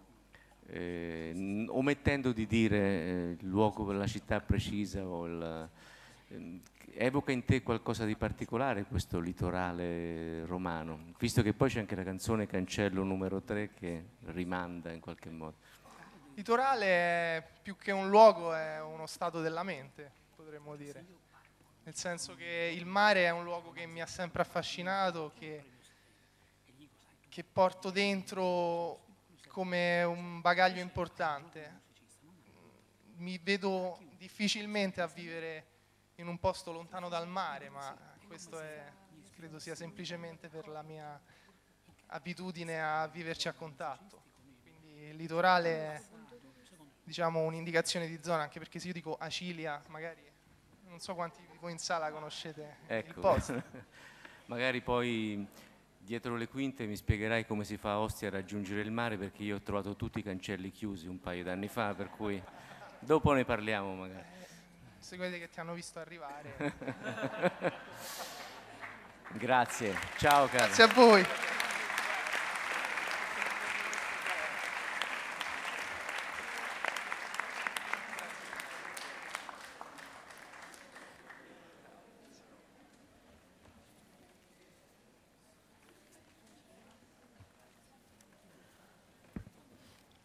È la volta di Calvino. Benvenuto.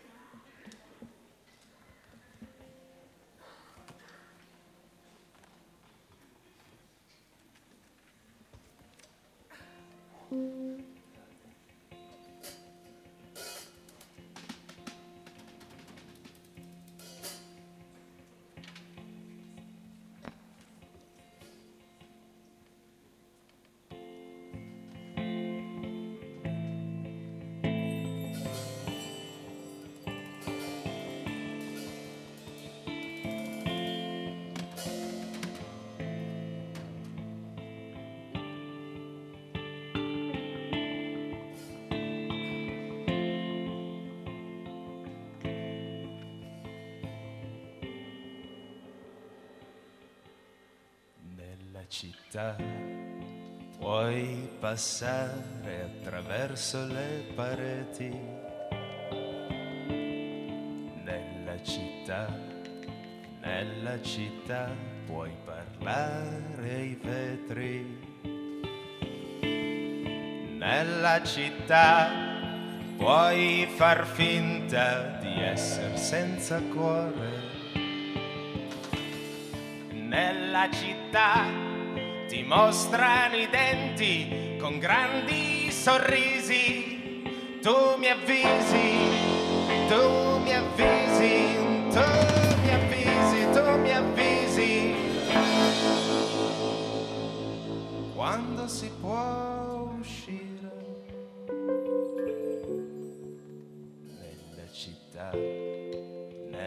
città, la notte ti copre. Nella città non si sente il tuo odore. Nella città, a domestico zanzare. A loro piace, anche a loro piace dormire, mangiare.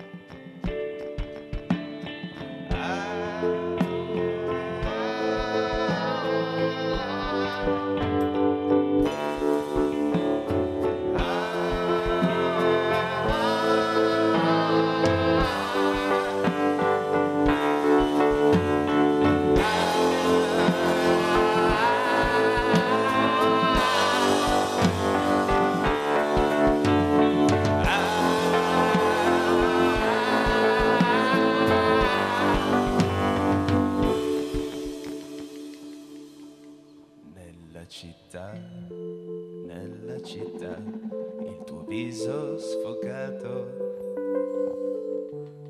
sembra che sia una miopia di un occhio impastato.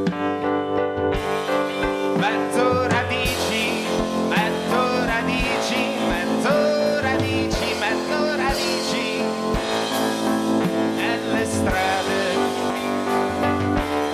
E quello che non dici, quello che non dici, quello che non dici si può perdonare.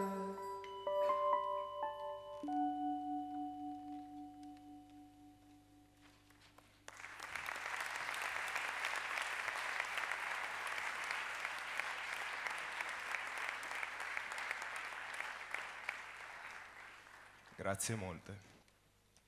Il prossimo pezzo si intitola Il clochard de la Senna.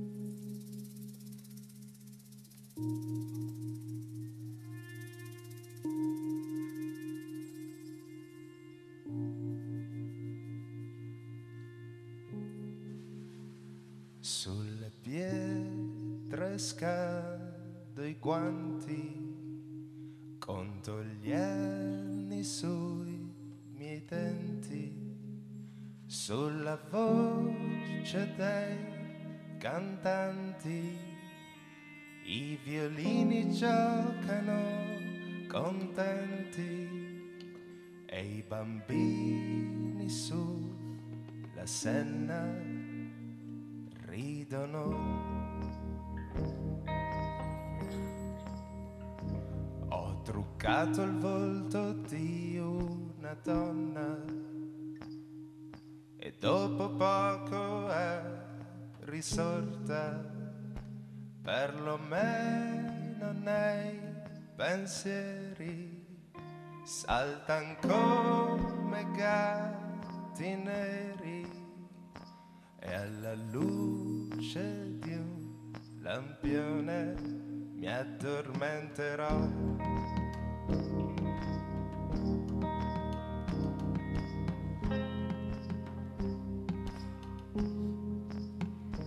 Il mio nome l'ho salvato, un nome per non essere perduto. tutto il resto l'ho bruciato, l'ho lavato dentro al fumo, son sicuro che nessuno mi ritroverà. Quando il mondo scoppia come un palloncino, puoi piangere come da bambino.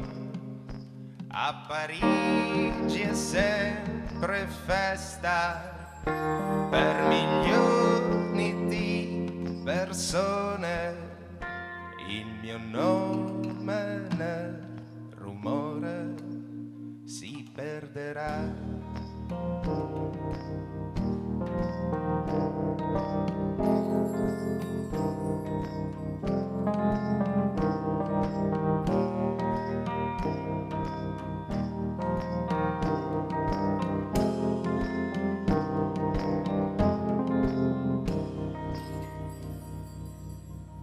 Ho legato ai piedi un sasso, spero che mi porti in basso, dove non ci sono ricordi, ma soltanto suoni sordi.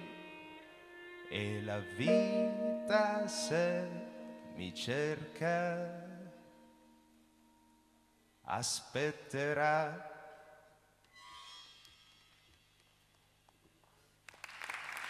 Grazie, grazie molto.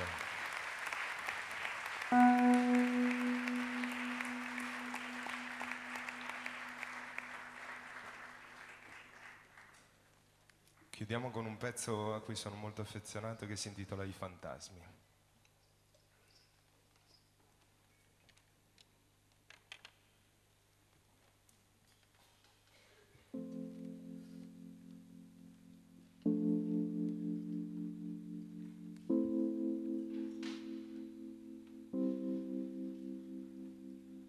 I fantasmi tengono compagnia nella stanza sempre vuota.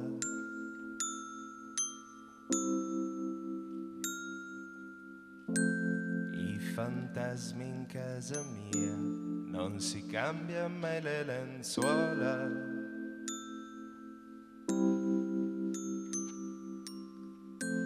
Alla sera vengono fuori, sboccian come fiori.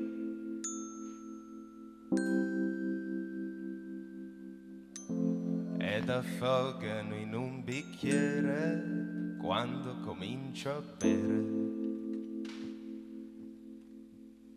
Ma per cortesia non ho mai creduto a niente che non fosse una visione di un poeta morto giovane.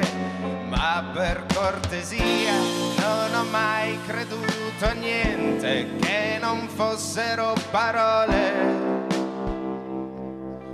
I fantasmi fanno in tintoria e ritirano la giacca di mio padre che ora è mia.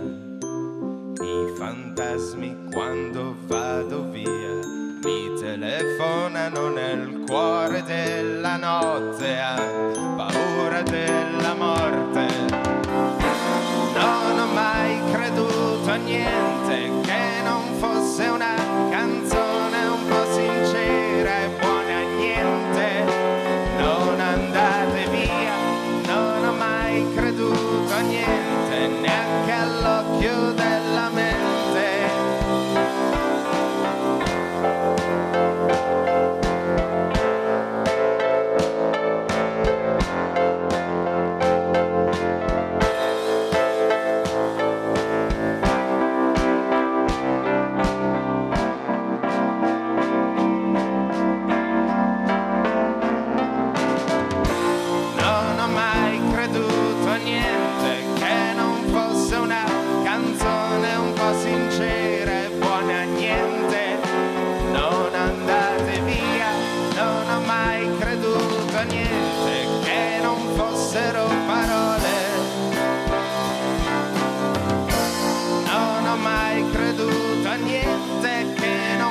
fosse una visione di un poeta morto giovane, ma per cortesia non ho mai creduto a niente, neanche all'occhio della mente.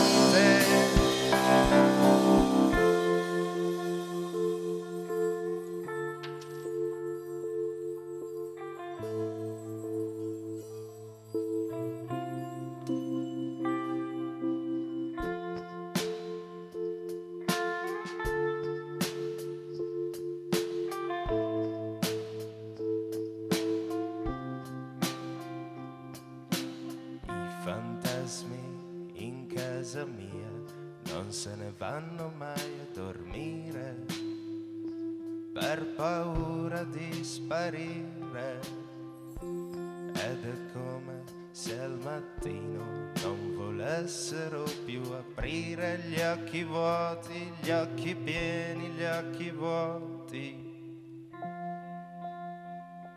gli occhi pieni, gli occhi vuoti.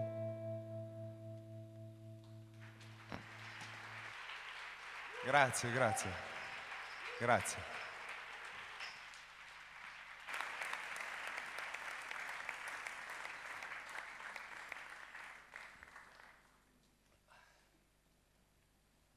Buonasera Nicolò. Buonasera. Sono qua. Quello che mi interessa capire nel tuo modo di affrontare questo suono, che è molto minimalista. A questo minimalismo delle volte si arriva per costrizione, a volte si arriva per scelta e a volte si arriva per movimenti contrari, opposti. Puoi partire da un suonino, proprio da un tasto del pianoforte e costruire da quel suonino un altro mezzo suono, 2 suoni al massimo. Puoi partire delle volte al contrario, dall'avere un brano, non dico sovrastrutturato, ma con un arrangiamento molto ricco, e poi cominciare a smontarlo finché non arrivi alla crudezza di quello che tu questa sera hai rappresentato. E va benissimo, nel senso che a me piace tanto il suono minimale, quando è ben fatto, quando ha una ragione artistica per esistere. Tu da quale punto affronti il minimalismo? Diciamo che questo progetto è nato praticamente su questa questione proprio.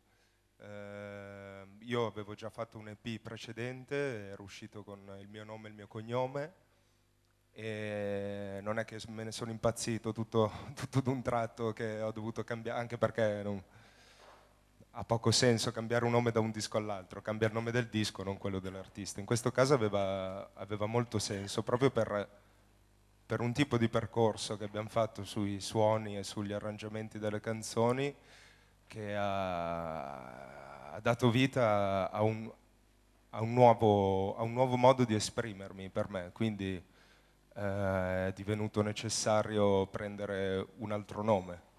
C'era un'altra identità, quindi ho avuto la fortuna di lavorare con 2 bravissimi musicisti allo studio dove abbiamo registrato questo EP, il Blend Noise, che mi hanno dato spazio per arrivare con le canzoni piano e voce e senza limiti di tempo, senza limiti di nessun genere, mettersi in studio e far girare i pezzi. Quindi questo pezzo qua l'abbiamo montato e smontato 4 volte, i fantasmi. Quindi la versione che c'è sul disco è stata un parto proprio.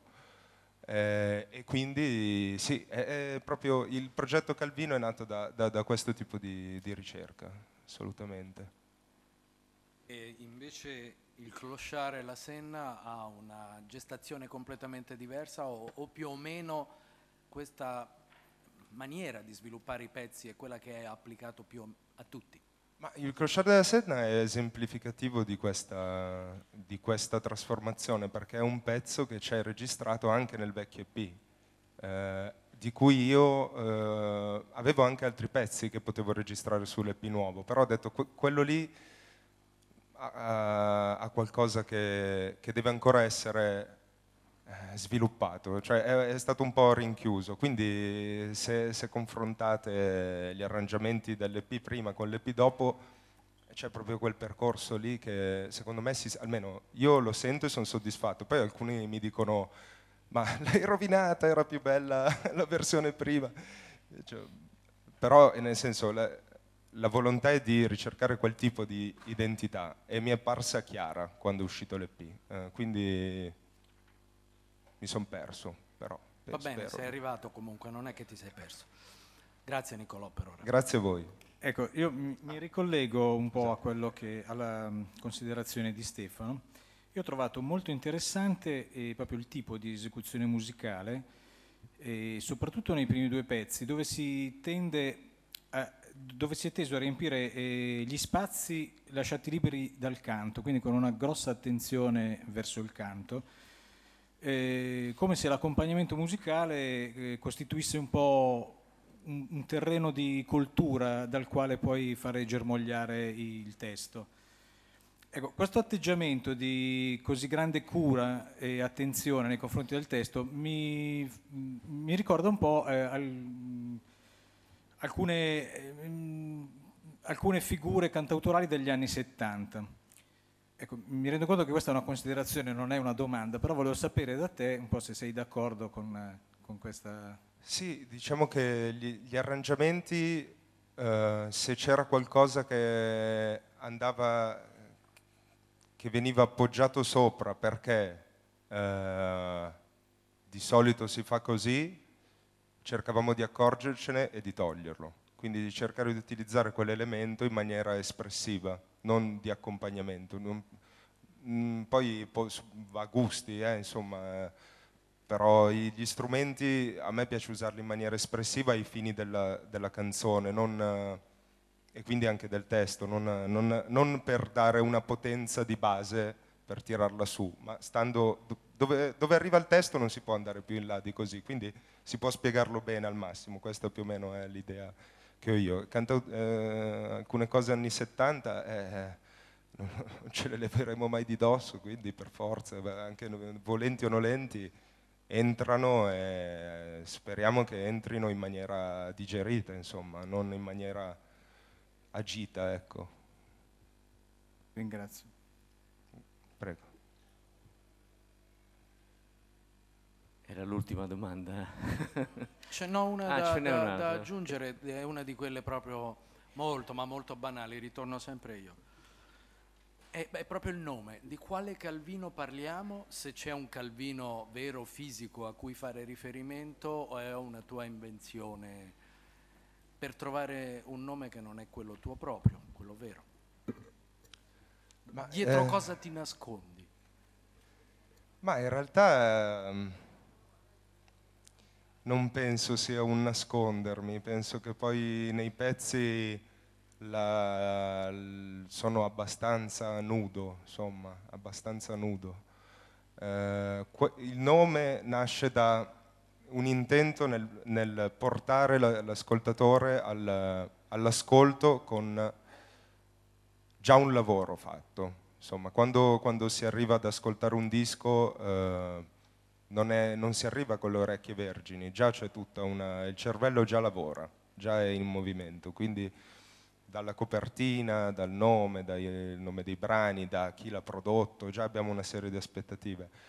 Mettere un nome così, so che ho rischiato parecchio e rischio le botte per strada magari da qualcuno, però secondo me è come arrivi in una stanza per ascoltare quel disco, non è una stanza insonorizzata con le pareti bianche, ma è già una stanza arredata in qualche modo. Poi ovviamente l'arredamento un po' ce l'ho messo io dicendo Calvino, un po' ce lo mette chi ascolta in base a cosa pensa questo nome evochi, quindi lo so che sto eludendo la domanda, ma volontariamente... Ci stai piacevolmente girando Sì. la domanda.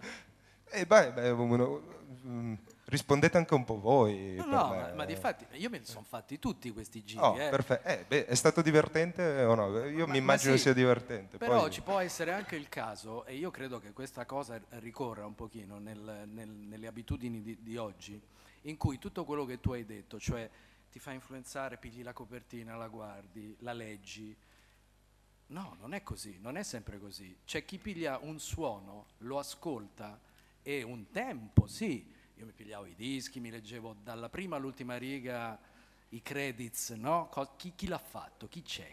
Chi ha disegnato sta cavolo di copertina? Oggi, molto probabilmente, molti se ne strafregano di tutto questo. Penso, ma questo lo capiamo molto probabilmente anche dall'atteggiamento che c'è nei confronti del consumo della musica.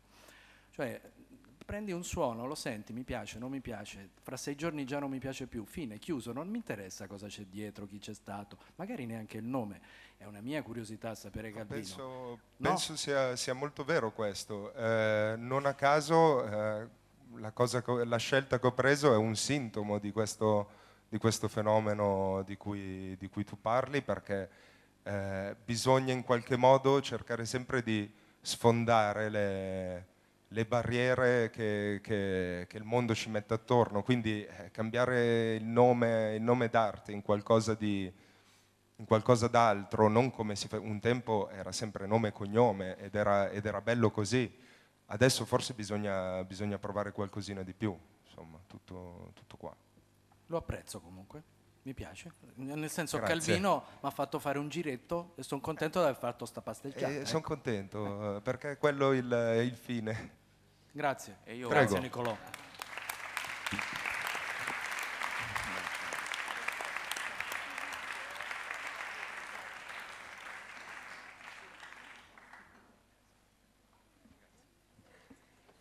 E la serata si chiude con Matteo Robles. In bocca al lupo.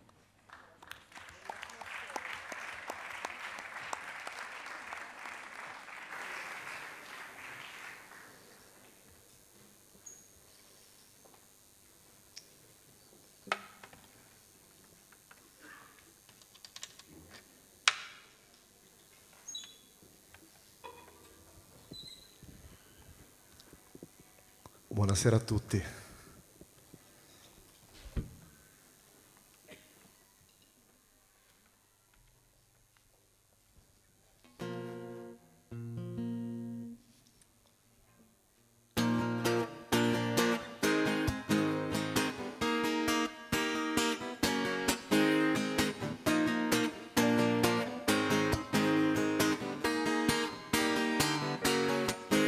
Sei tu la bomboletta spray che non finisce mai, la ninfa che serpeggia dentro le mie vene. Tu cammini nel via vai e fermate ne stai, intossicando tutto questo marciapiede.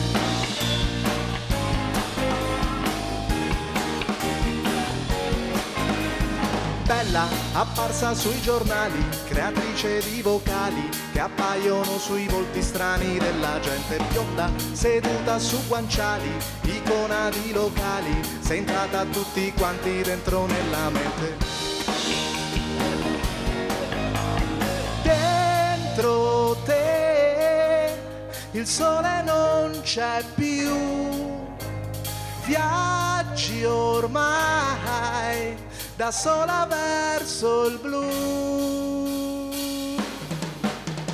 Da taru taru tu taru tia taru taru tu taru strana bellezza tropicale, regalo di Natale, esposta tutto l'anno dentro una vetrina. Tu, sorriso naturale, sull'acqua minerale, effervescente come una bollicina. Sguardo coperto dagli occhiali, musei e cattedrali, scateni la tua immagine nel planisfero. Sola, sommersa dai fanali, di sogni eccezionali, crollano uomini soltanto al tuo pensiero.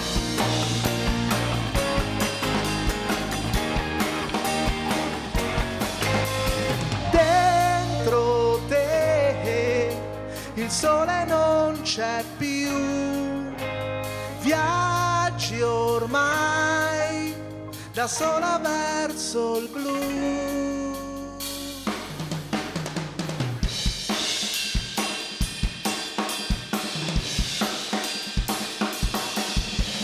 Da, da, tu, tarorocia, taru, taru tu, tarorocia, taru, taru tu, tarorocia.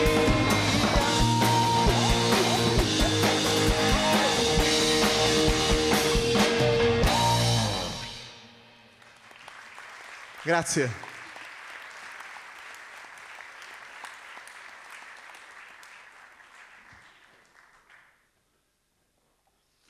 Il prossimo pezzo si intitola La piscina.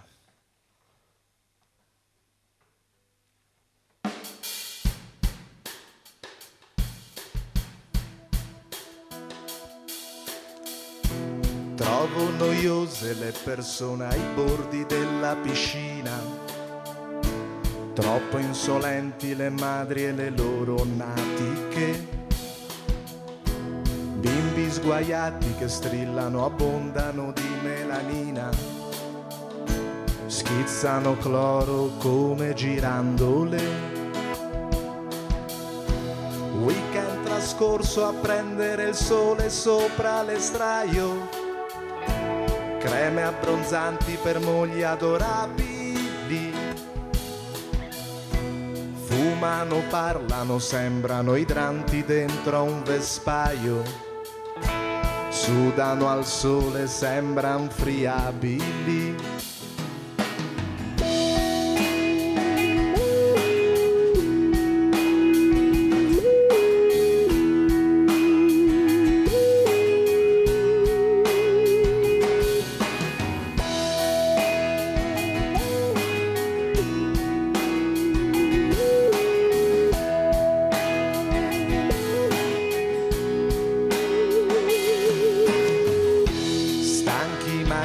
Sciolti dal sole come gelati, si son sposati con donne gonfiabili.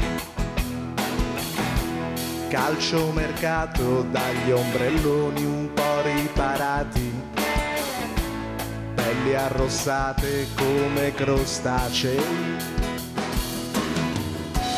Mangiano tos, bevono bolle dentro lattine,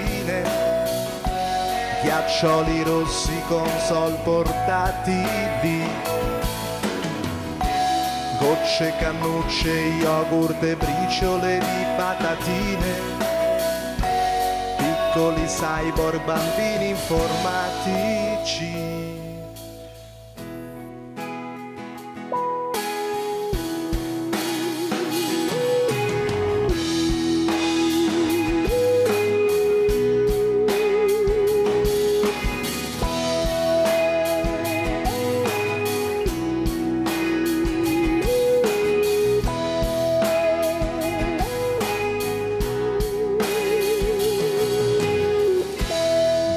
Poi sera e se ne andranno con l'orizzonte, si asciugheranno nei loro abiti, ritorneranno un altro weekend per portare le onde, schegge impazzite peggio degli atomi.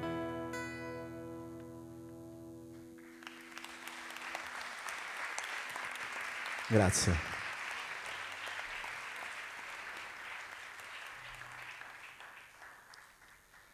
Il prossimo e ultimo pezzo si intitola Imparerai.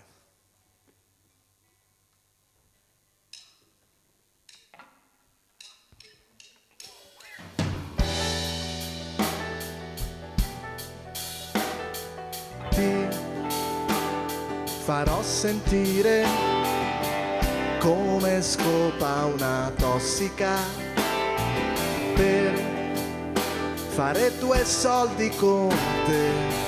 Metterò tutto il ghiaccio del mondo dentro me. Imparerai cosa vuol dire amore. Strapperai della morte il cuore.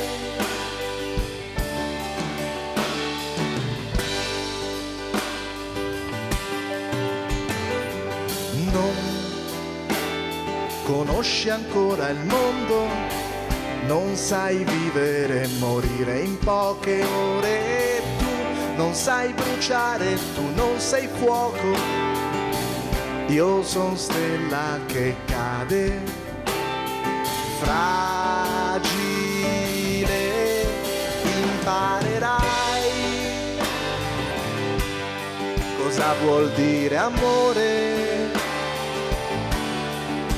strapperai della morte il cuore e capirai una donna al suo dolore, assaggerai del corpo il mio calore. Io faccio per soldi ciò che tu vorresti fosse anima, non mi giudicare, io so amare. Io faccio per soldi ciò che tu vorresti fosse amore, non ne dubitare, voglio amare, imparerai cosa vuol dir dolore. Sono un fiore rinchiuso in trappole.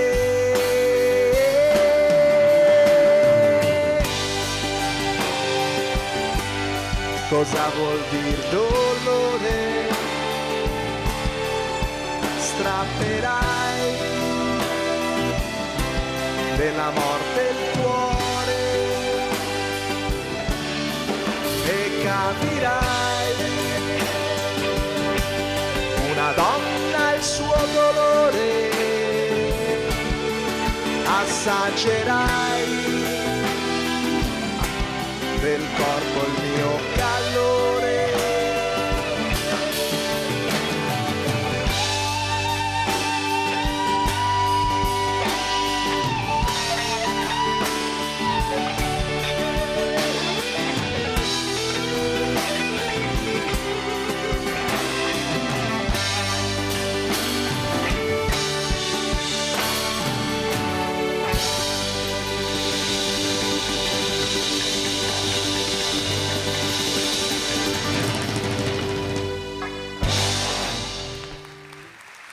Grazie.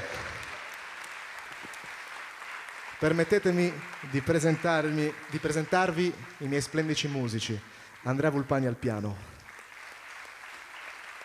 Vincenzo Bramanti alla chitarra, Guido Carli alla batteria e Andrea Cozzani al basso. Grazie ragazzi.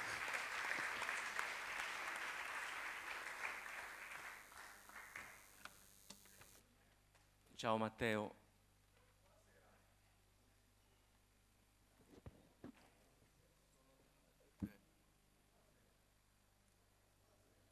Forse va acceso da... Vieni, vieni.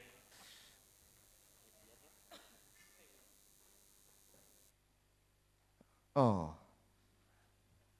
Sono analogico, non sono digitale, si vede.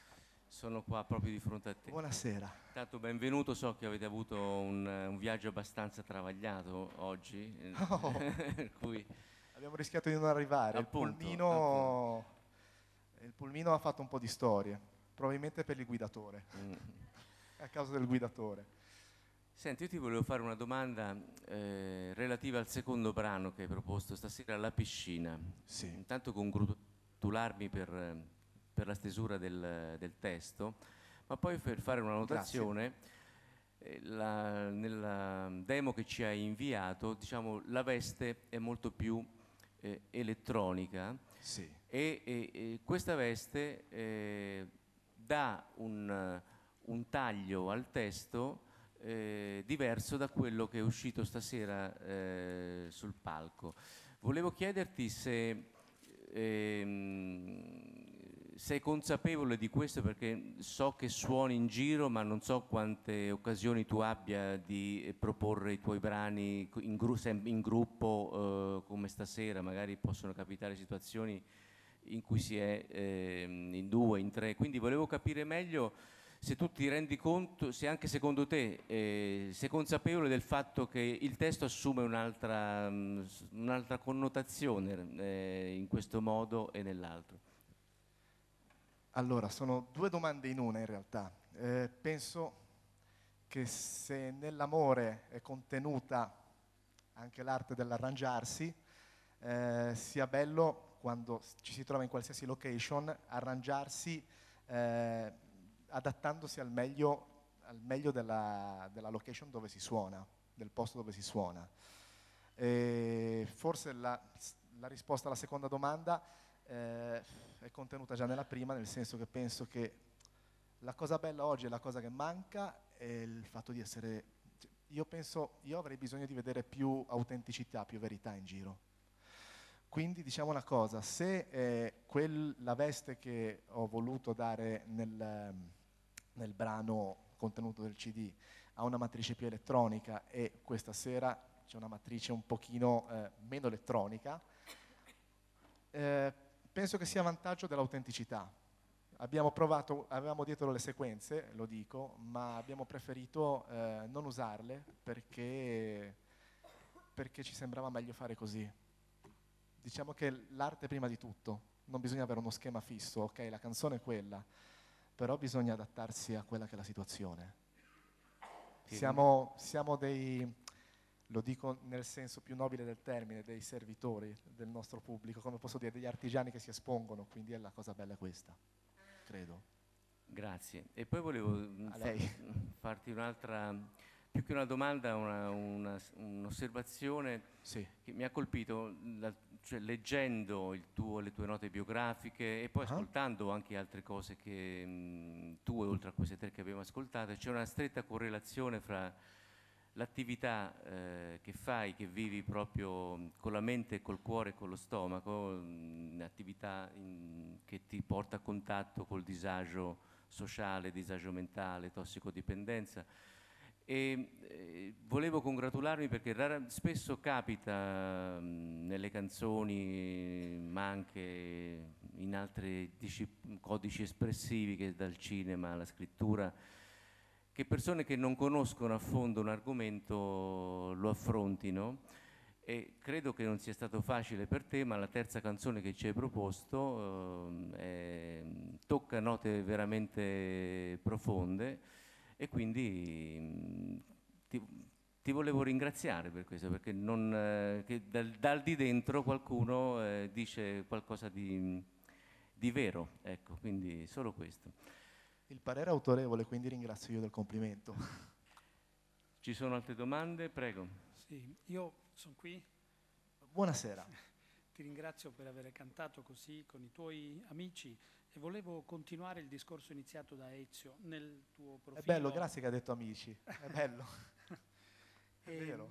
Sì, nel tuo profilo abbiamo letto di questo collegamento tra la tua attività artistica e il tuo lavoro come, penso, educatore con i minori. Ora abbiamo tutti negli occhi le terribili immagini che da ieri circolano su tutti i telegiornali e che documentano un pestaggio, un atto di bullismo compiuto da minori a danno di altri minori. Ieri ero in sala prove, non lo so, comunque un atto di bullismo. Però è solo una citazione questa dell'attualità. Io penso che la musica abbia un ruolo serenatore nei confronti delle tensioni sociali che possono magari esserci fra le generazioni o che oggi sembrano più presenti all'interno di una generazione. Volevo chiederti se nella tua attività, come è detto qui, all'interno di comunità terapeutiche, all'interno di comunità che hanno emergenze di questo tipo, tu ti sei servito della musica e in che modo? Se credi in un valore anche terapeutico, non solo musicoterapeutico, ma un valore terapeutico che è nell'arte, non nell'uso terapeutico della musica, che quello funziona anche con le galline per fargli fare più uova, ma del valore dell'arte come surplus.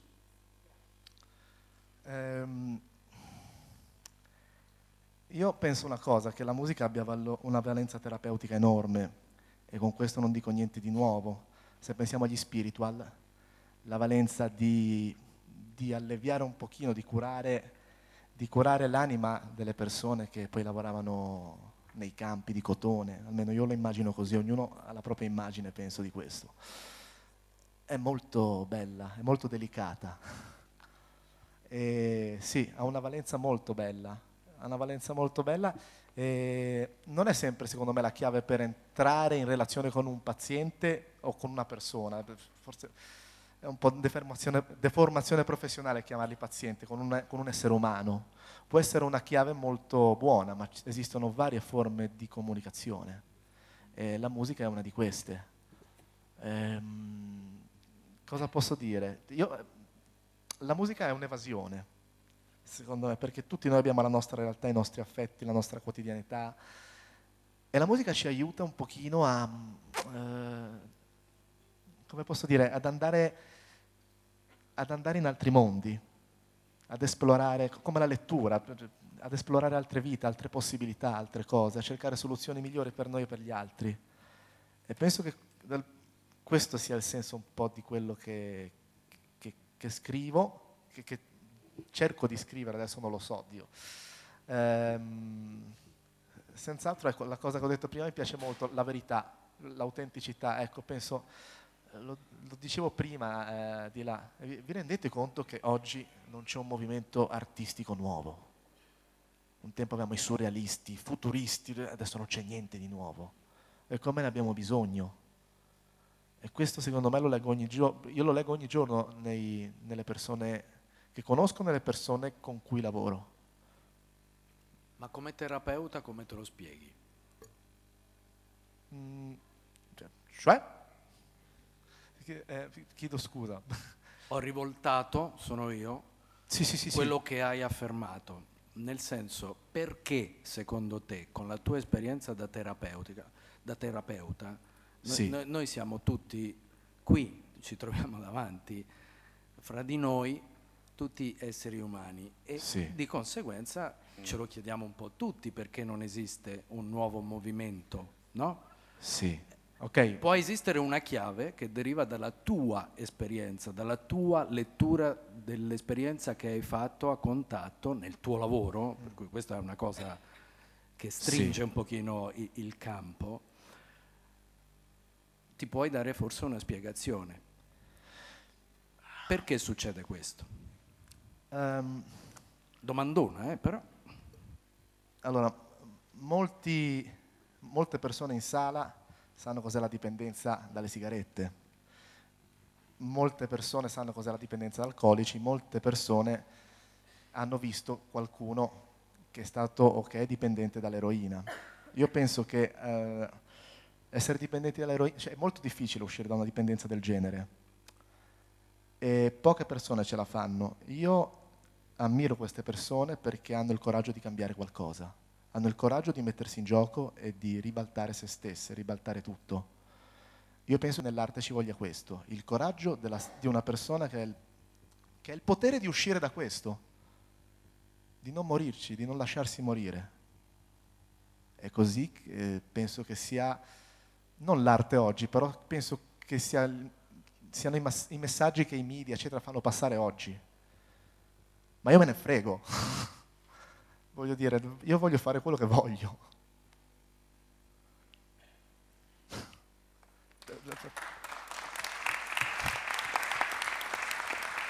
Grazie. Grazie molte, Matteo. Abbiamo concluso con le domande, io credo, Grazie. per cui ti ringraziamo molto. Grazie a tutti. Buona serata. Bocca al lupo. Allora, la serata si chiude qui perché stasera il premio Uncertain Regard non viene assegnato perché nessuno, secondo noi, ha prevalso sugli altri. L'appuntamento è a domani pomeriggio, intorno alle 17, per l'ultima serata di audizioni 2014. Buonanotte a tutti e grazie.